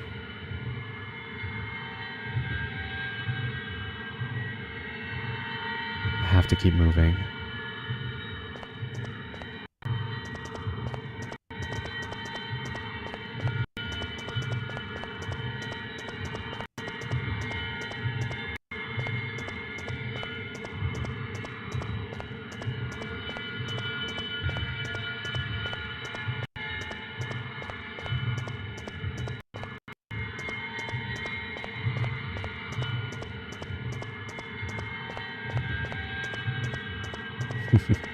I love when you praise Sari bot, Emerald.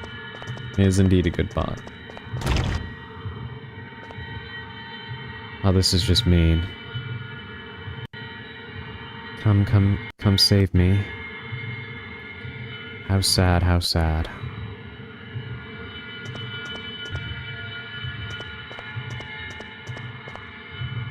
You can save them. Come.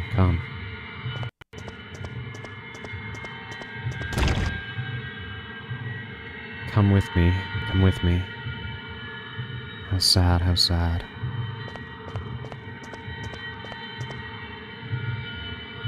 Yui,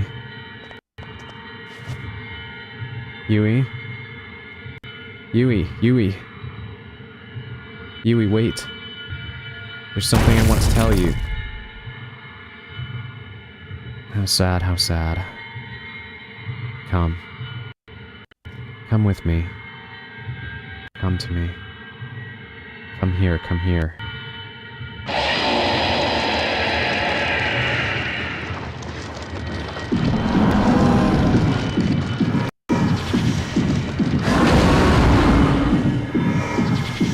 Yui. She's gone. You keep saying the same thing over and over. I'm more than tired of you. Go with her. No.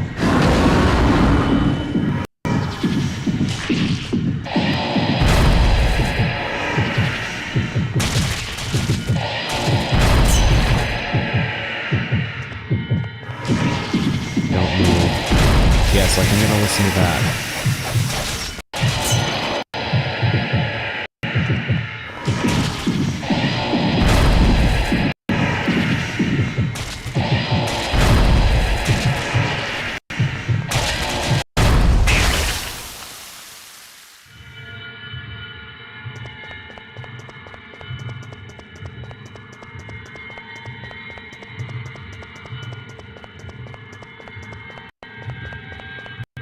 Yeah.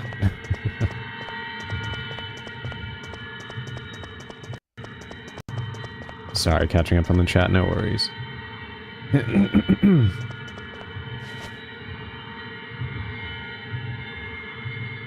wish there was an easy way to just skip through these dialogue sections when you have to redo boss battles.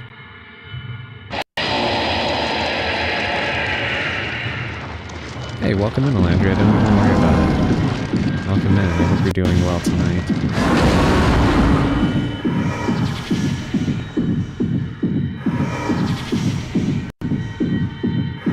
I need to be careful that I don't accidentally click yes on this. Alright. There we go.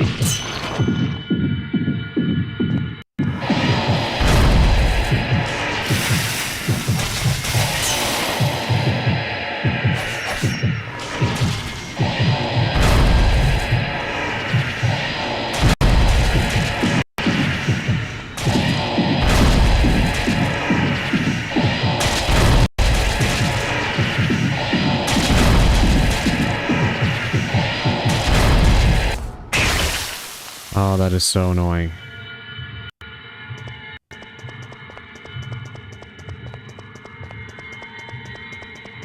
Sometimes there's so many of the things falling from the ceiling that you can't even see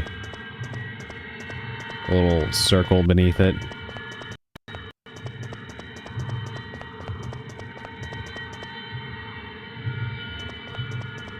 And again, there's no easy way to just skip through this, unfortunately.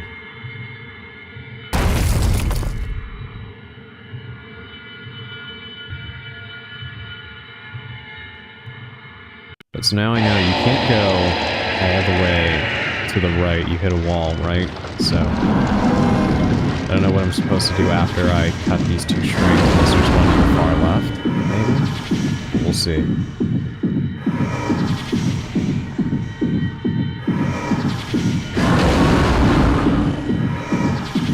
So here's what we're gonna do. We're gonna start by going to the right. Cut that one.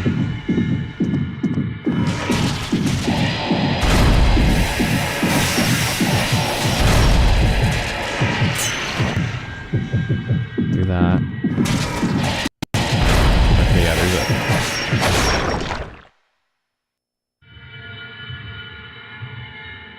I don't even know what just happened. It didn't let me move. Like, it looked like a cutscene was supposed to play there. Like, she fell on her butt. And then it just killed me.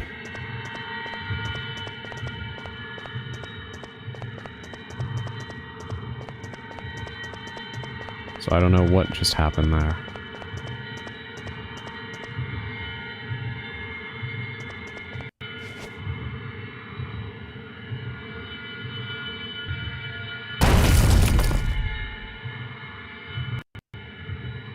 You're wearing something new since the last time I watched. Yes, this is my new outfit. I quite like it.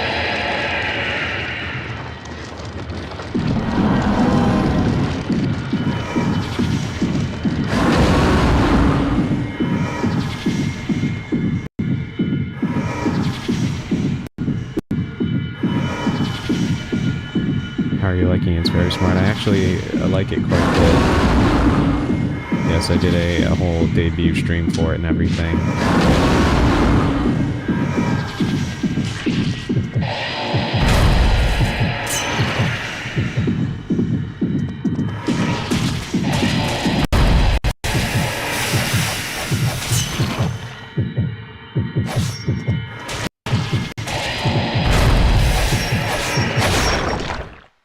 See? What the heck is that? Okay, so it's not my imagination then.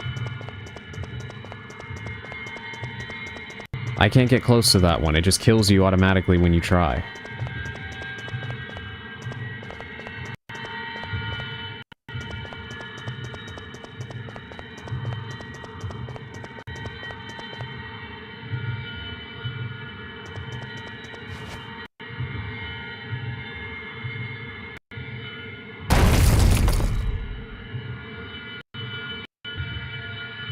That's something, yeah.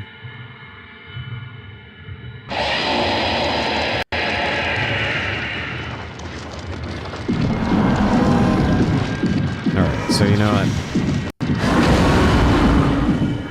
I'm gonna go all the way to the left, and I want to see... I want to see something.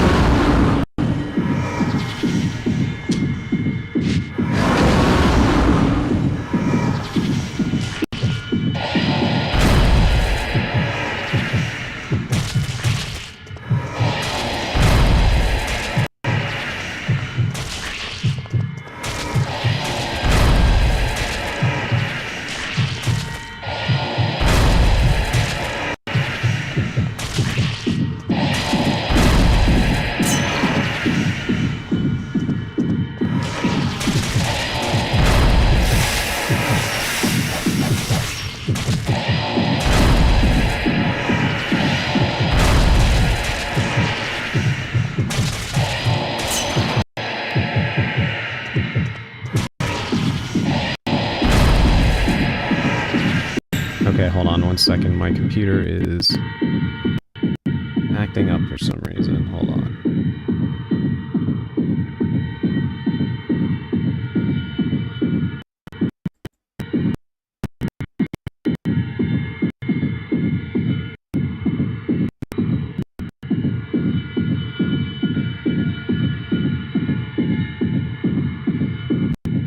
What are you talking about?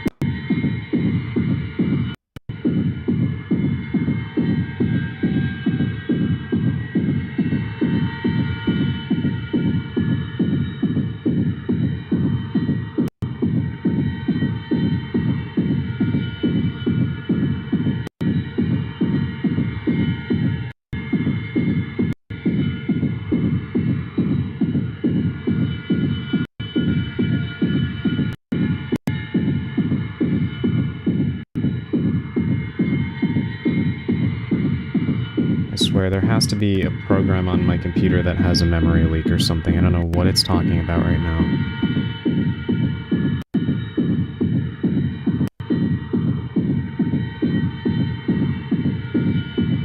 Okay, well, let's just,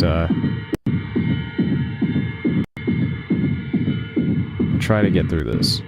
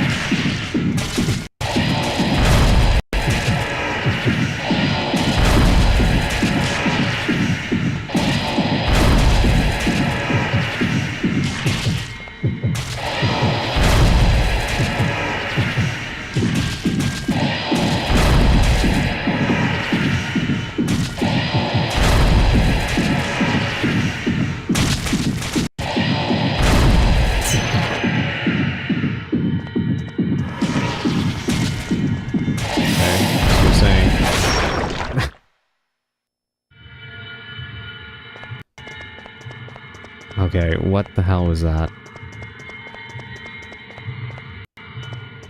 Think you've got it? Yeah, that they want me to, do the opposite of what he's saying, right?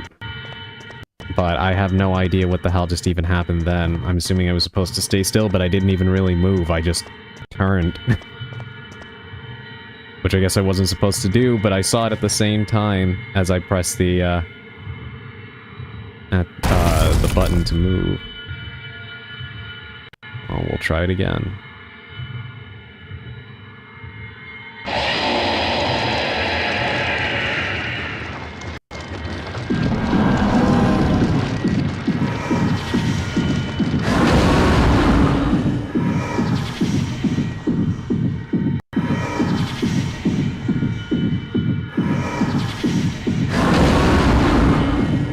I really should let you be able to skip all of this.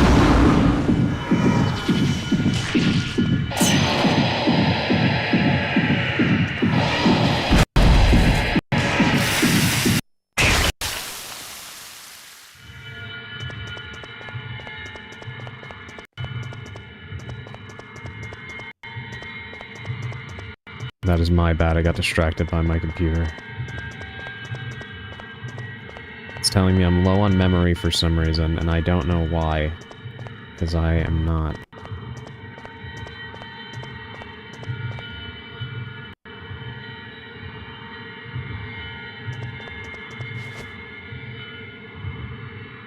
I'm just worried that it's gonna make the stream crash, or my computer crash as a whole, but... CPU error, it could be, I don't know, something... My computer keeps doing this to me. This was actually what was happening that night me and Emerald did our collab. Where it kept coming up saying I had, like, no memory left. So I'm assuming that there must be some program on my computer that has a memory leak and it just eats away at it. I don't know if it's OBS that's doing it, or, like, the longer I have it open, or what, because I'm not even playing a PC game, so it's not like my computer's trying to process, what we're playing right now, right? This is running through my Switch too, so... I don't know what it's doing.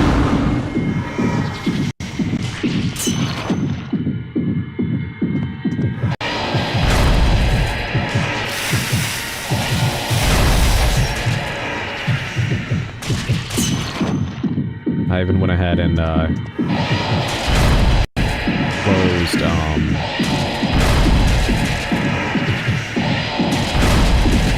closed my Discord and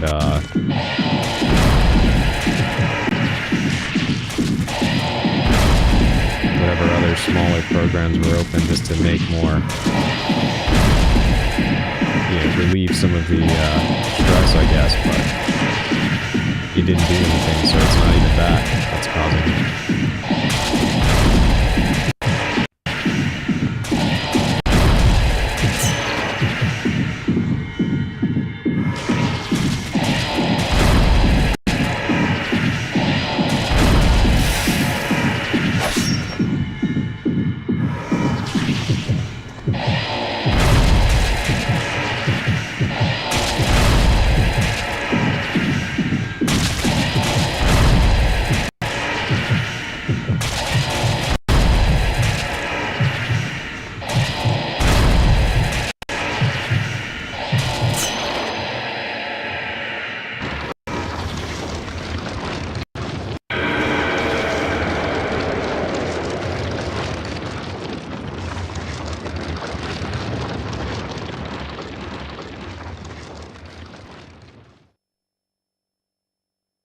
You finally go away now?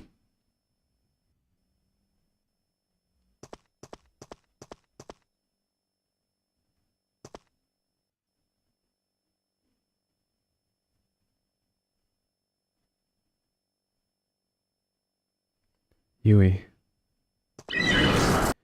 Oh god, not again.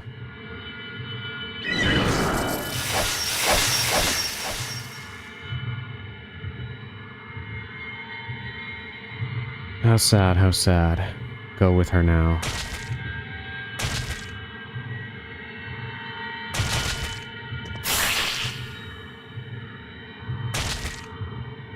How sad. Don't leave me. Together forever. Red string is wrapping around my left hand. Cut the string.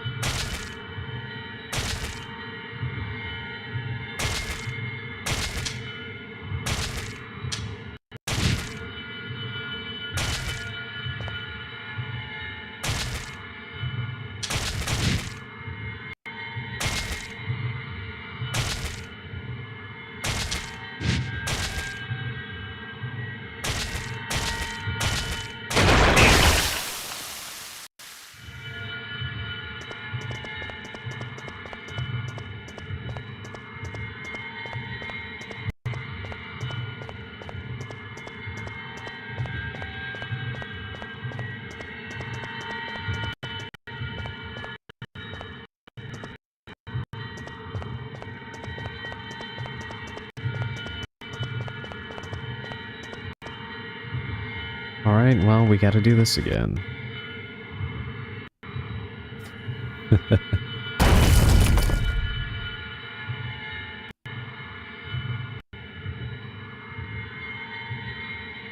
think it's a pattern for what the boss was saying.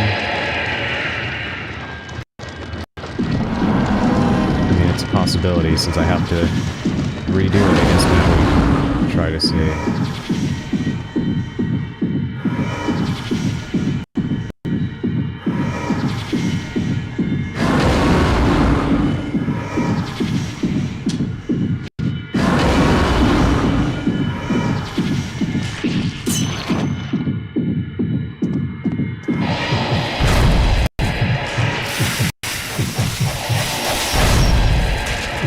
I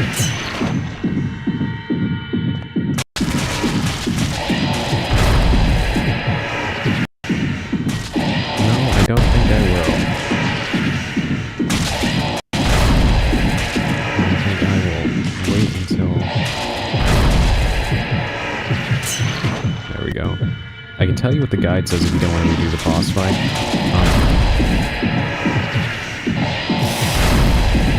I was not even running, oh my god, I was not even running, I was walking, and it worked fine before.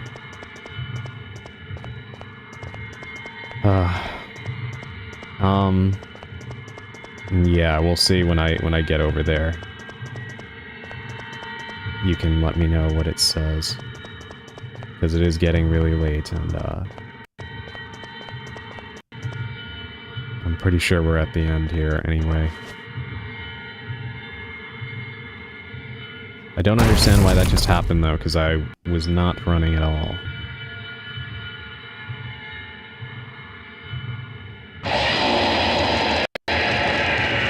Once more, I approach. Welcome in, Quagglers. I hope you're doing well tonight. I really like the video that you made on Luigi's Mansion.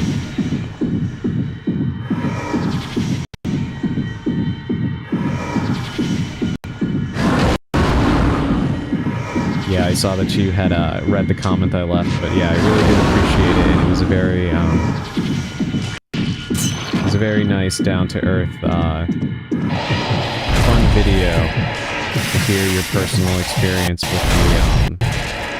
with the game and sharing your knowledge of it as well as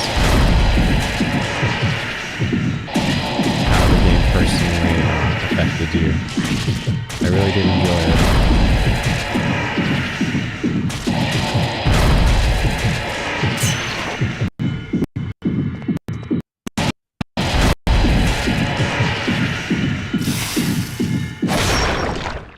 Okay.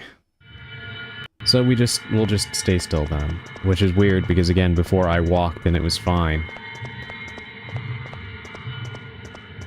I actually had to move before because there was, things falling on my head.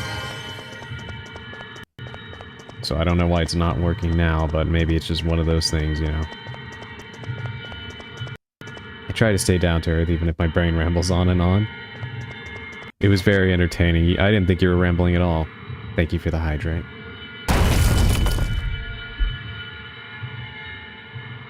Yeah, I thought you did a very good job. It was actually a lot shorter than I thought it was going to be. I thought it was going to be more of like a half hour to like an hour plus video essay, so I was kind of surprised that it was so short. But you did a really good job of expressing yourself in such a limited amount of time.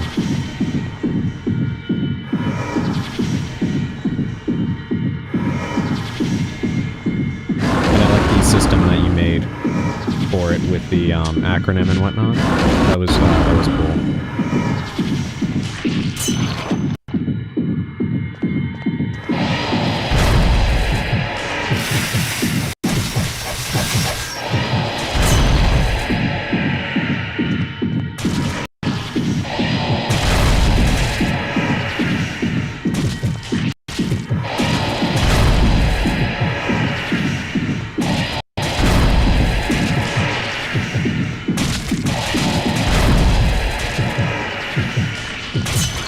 Here we go. Now just stay still. Please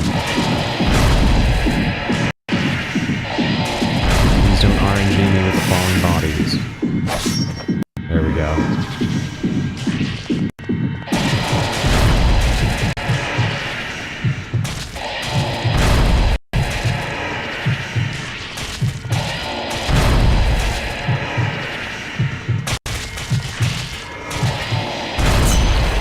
I'm trying to keep those videos a little shorter since I don't have many subs. Got it. Yeah, I know what you mean. Yeah, I'm trying to do the same thing because I don't really have many subs on my channel either, so I try to make shorter videos.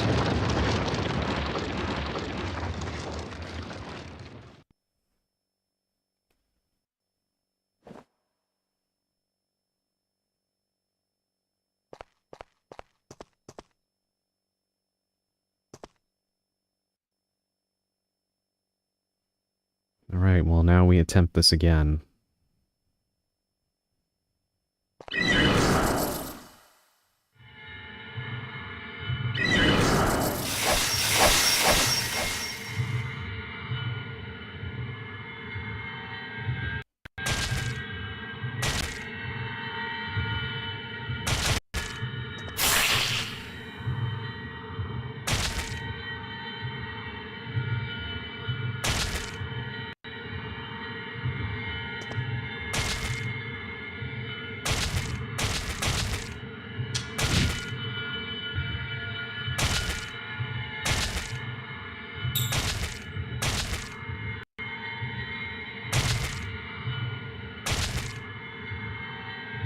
Yui. Yui. Please. Please stop. I'm sorry. Couldn't stay with you forever. Even though you saved me. I'm sorry that I couldn't save you. I'm sorry that I couldn't say goodbye. I'm sorry, Yui. Yui? Please. Please stop it. I can't take this anymore.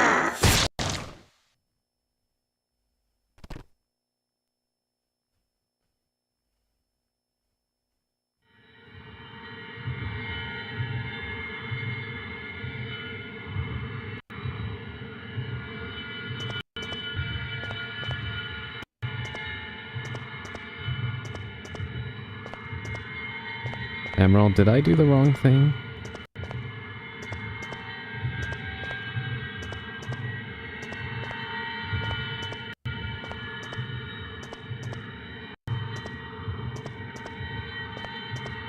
That's what I feared you would say.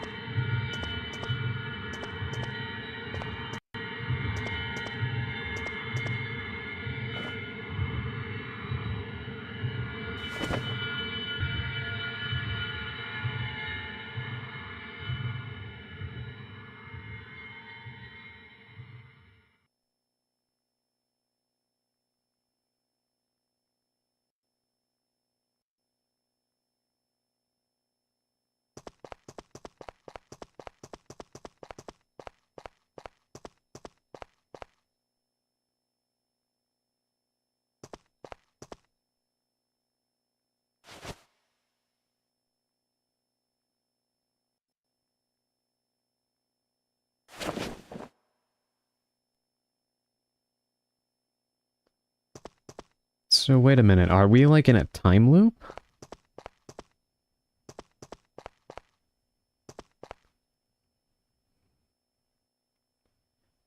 Sorry. I really wanted to be together forever. I'm so sorry.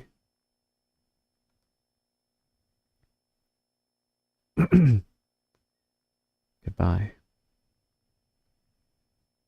Goodbye, Yui.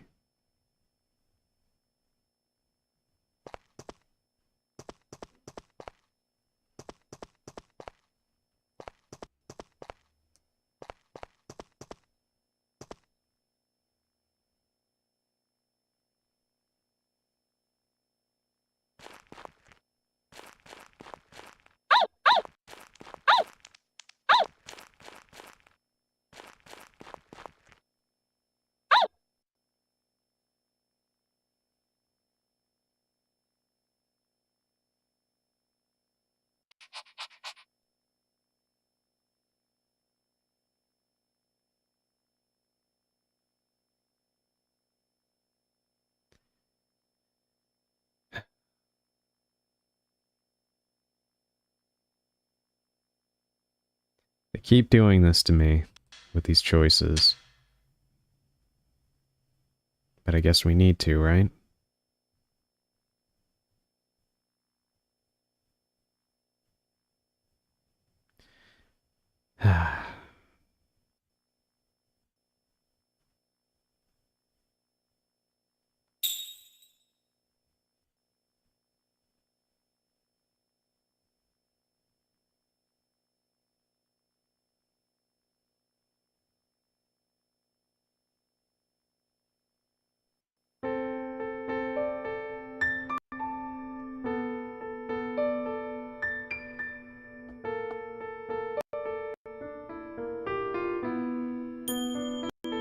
Wow.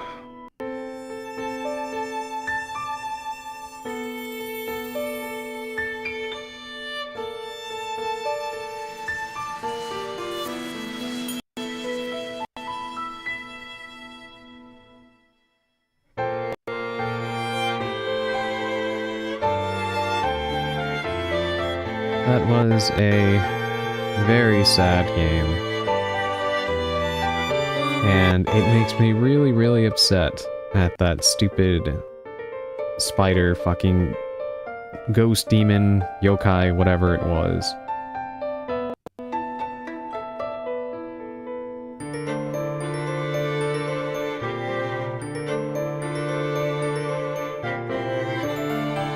Congratulations on finishing the game. Thank you so much.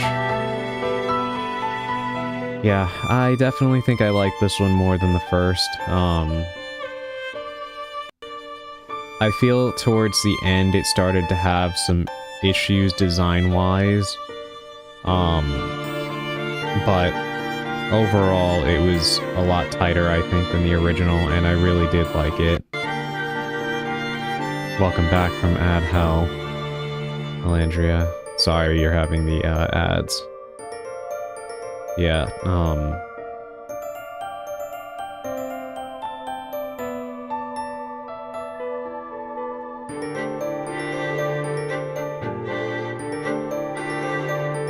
it was great. It really was. Like I said, it had some issues that I do think could have been easily rectified by some tighter design, but... Oh, good night, Purple. Thank you for being here. I hope you rest well.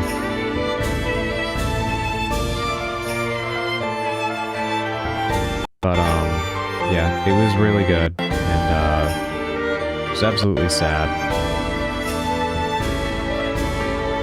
I don't really know what else to say, like,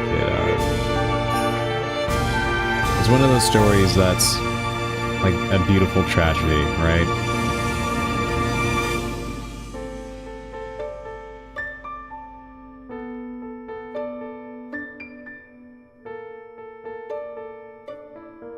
And it's like Yui was kind of preyed upon because of the horrible state of mind that she was in. And it's easy to see the messaging in the story here, right?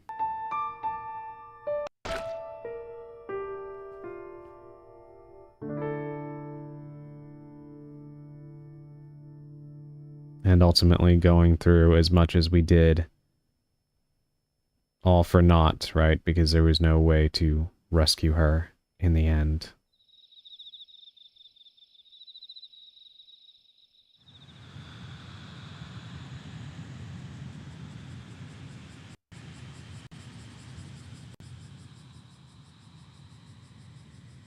It did seem like we were in kind of a time loop, though.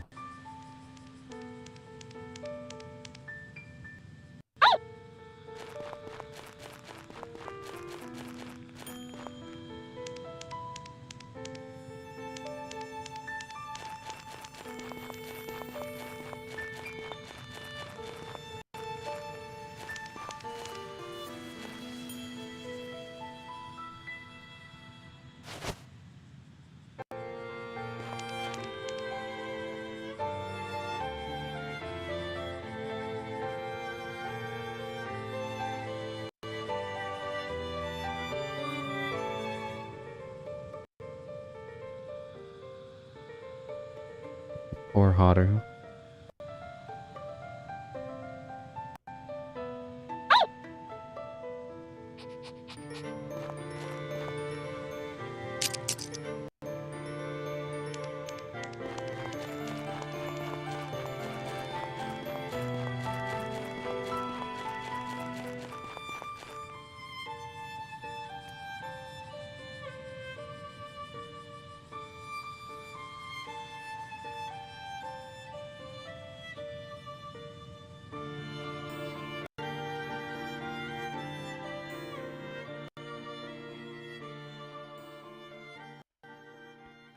Leash being bright crimson red was a bit eerie.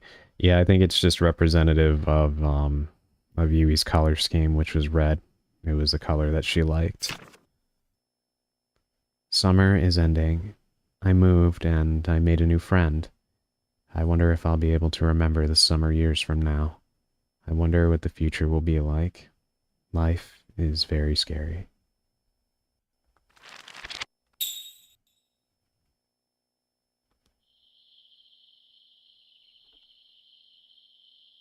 I guess that's that.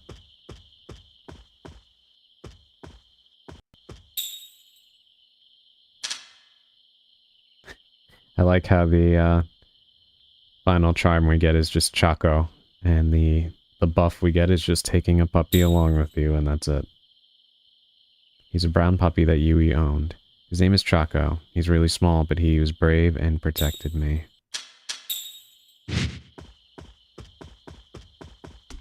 I just want to see what happens if we go outside. I assume the only thing that,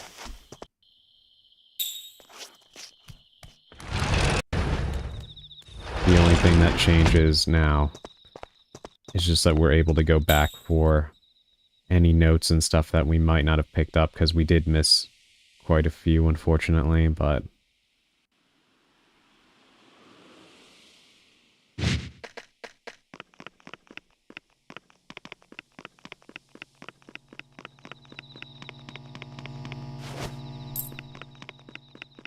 yeah. So I guess it's just an opportunity to go back for any, loot and lore things that you didn't manage to get while playing the main story.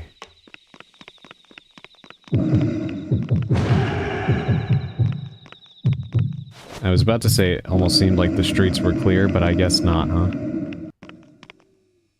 Oh well. Anyway, let me move us over so we can get ready for... I wonder if Chaco repels the enemies. It definitely does not seem like it.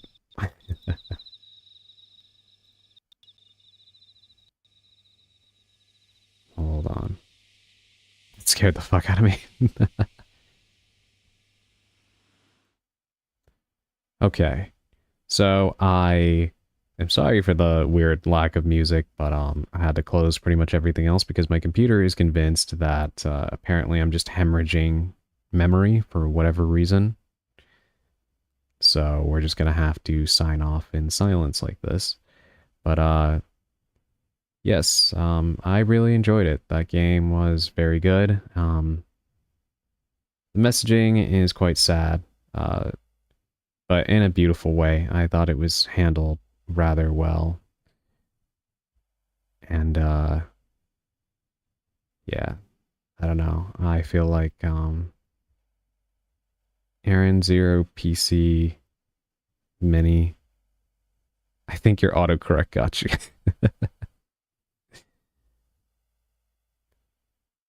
Yeah. I don't know. The messaging of it was close enough. Yeah, I feel like the messaging of it was very well done, and I don't know. It resonated with me a lot. I'll just put it that way. It was very touching. And I did enjoy it. Thank you for the head pats, Naka. Yeah, it was very well done. Definitely a lot to think about with the story in that game. And definitely a sad but interesting moral kind of slipped in there. But in any case, I hope all of you enjoyed watching me play through these two Yomawari games. I didn't think we would go through them back to back like that, but they were just that good. I didn't want to space them out much because of, how much I enjoyed playing the first one, so I figured why not just jump right into the second. I didn't feel like I needed a eternal break like I kind of did with Dino Crisis, and the reason why I haven't picked up Dino Crisis 2, because I definitely felt like I needed quite a break after the headache that game gave me. Even though I did end up enjoying it, but my god, it was a handful. But despite some annoyances here and there with the design of both games, I enjoyed it far more than I didn't. And I'm glad I had the opportunity to experience them. There's a third game, and I don't have that one, but I do want to play it now, surely.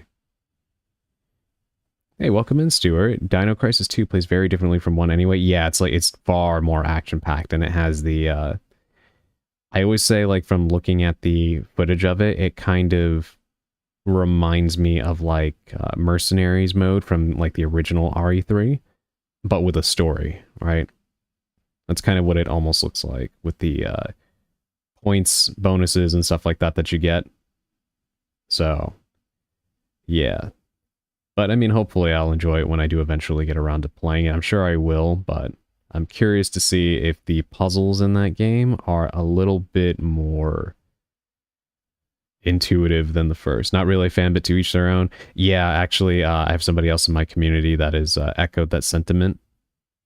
And I've always kind of felt like if they made a proper follow-up, because we don't talk about Dino Crisis 3 here, that a good Dino Crisis sequel or remake would take more from the first game, but, you know, maybe I guess if you wanted to take some stuff from the second game, you would have, like, more detailed environments and better action sequences, because the first game sometimes wants to do action, but it's still, like, so rooted in the survival horror that it kind of doesn't fit well at times, so I feel like a good balance would suit Dino Crisis very well.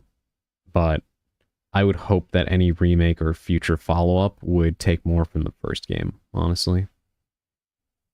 I wish I could have caught it earlier. Incredible art. Yeah, this game is gorgeous. Especially for the kind of art that you make, Alandria, I would definitely recommend looking into these games. They are quite beautiful, and I think you could probably get a lot of twisted inspiration from the monster designs and stuff like that, because there is plenty, trust me. There's a lot of stuff you could look at from this game.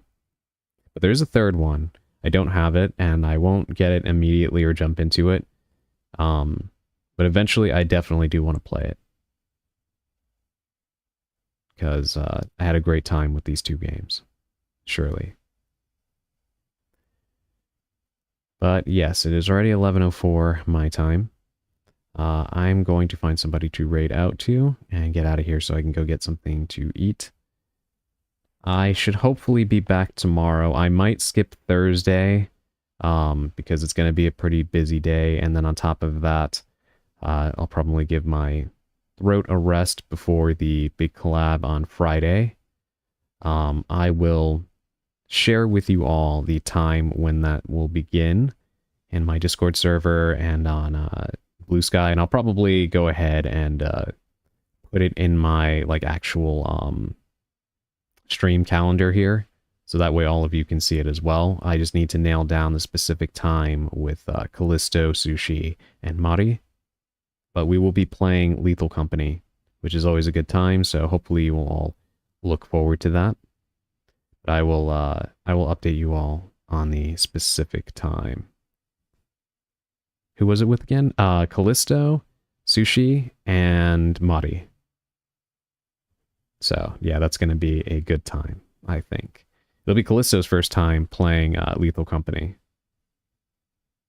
So, they did a new update recently. I don't know all of what they included. So it's going to actually be a new experience for me too, to a certain extent. Which I'm very excited about. I do like how the game is quite random. So... But anyway, let's see who we can raid. Who's online right now? Surprisingly, not many people.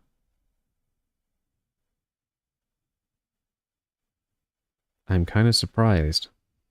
A quiet evening. So, alright, we're going to go ahead and raid into Mixalsa. I raided her before. She is a awesome succubus VTuber. And she is playing Dead by Daylight right now. So we're going to go ahead and raid into her. There we go. Yes, hopefully I should be seeing all of you tomorrow. Thank you for dropping by. I really hope that you guys enjoyed the game as much as I did. And as always, it is a really, really good time just hanging out with all of you. I enjoyed the 2 hours of just chatting with all of you before actually getting into the game. or anything else that Callisto called me out on. But yeah, really had a good time today, as I always do with all of you. And I look forward to doing it all again tomorrow. So good night, take care of yourselves, get something to eat if you haven't, and sleep well. Didn't enjoy the game. I did, but it was definitely quite sad. In a good way, though. But yeah, I'll see all of you tomorrow. Take care of yourselves, and as always, stay spellbound.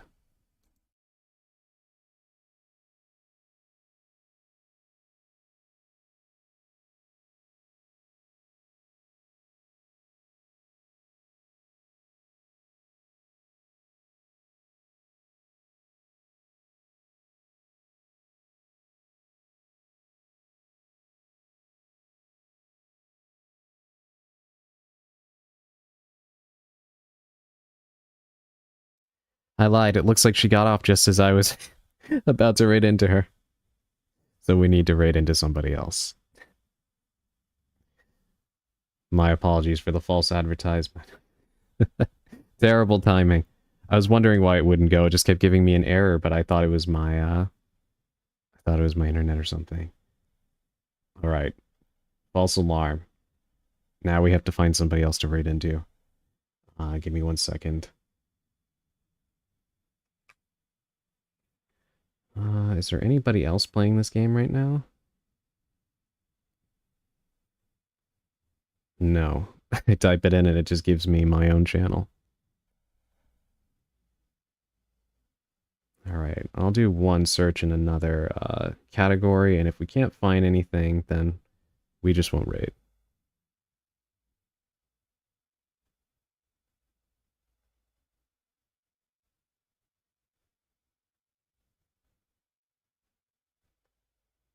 Actually, it does look like Grim is online, who is Callisto's friend, so we're gonna raid into Grim. There's this great dude named Adrian playing Yomawari. I don't know, he kind of sounds like a nerd to me. What kind of name is Adrian anyway? But yeah, we're gonna raid into to Grimmix. So yes, I played with him before. We played Super Battle Golf together. So yes, if you were there for that, then you should recognize him. He's playing Code Vein 2, or Code Vein, just the first one. But it does look like it's the end credits, so he might be ending soon. So let's go in quick before he ends stream too. Alright. This time, seriously, thank you for being here. I will see you all tomorrow, and stay spellbound.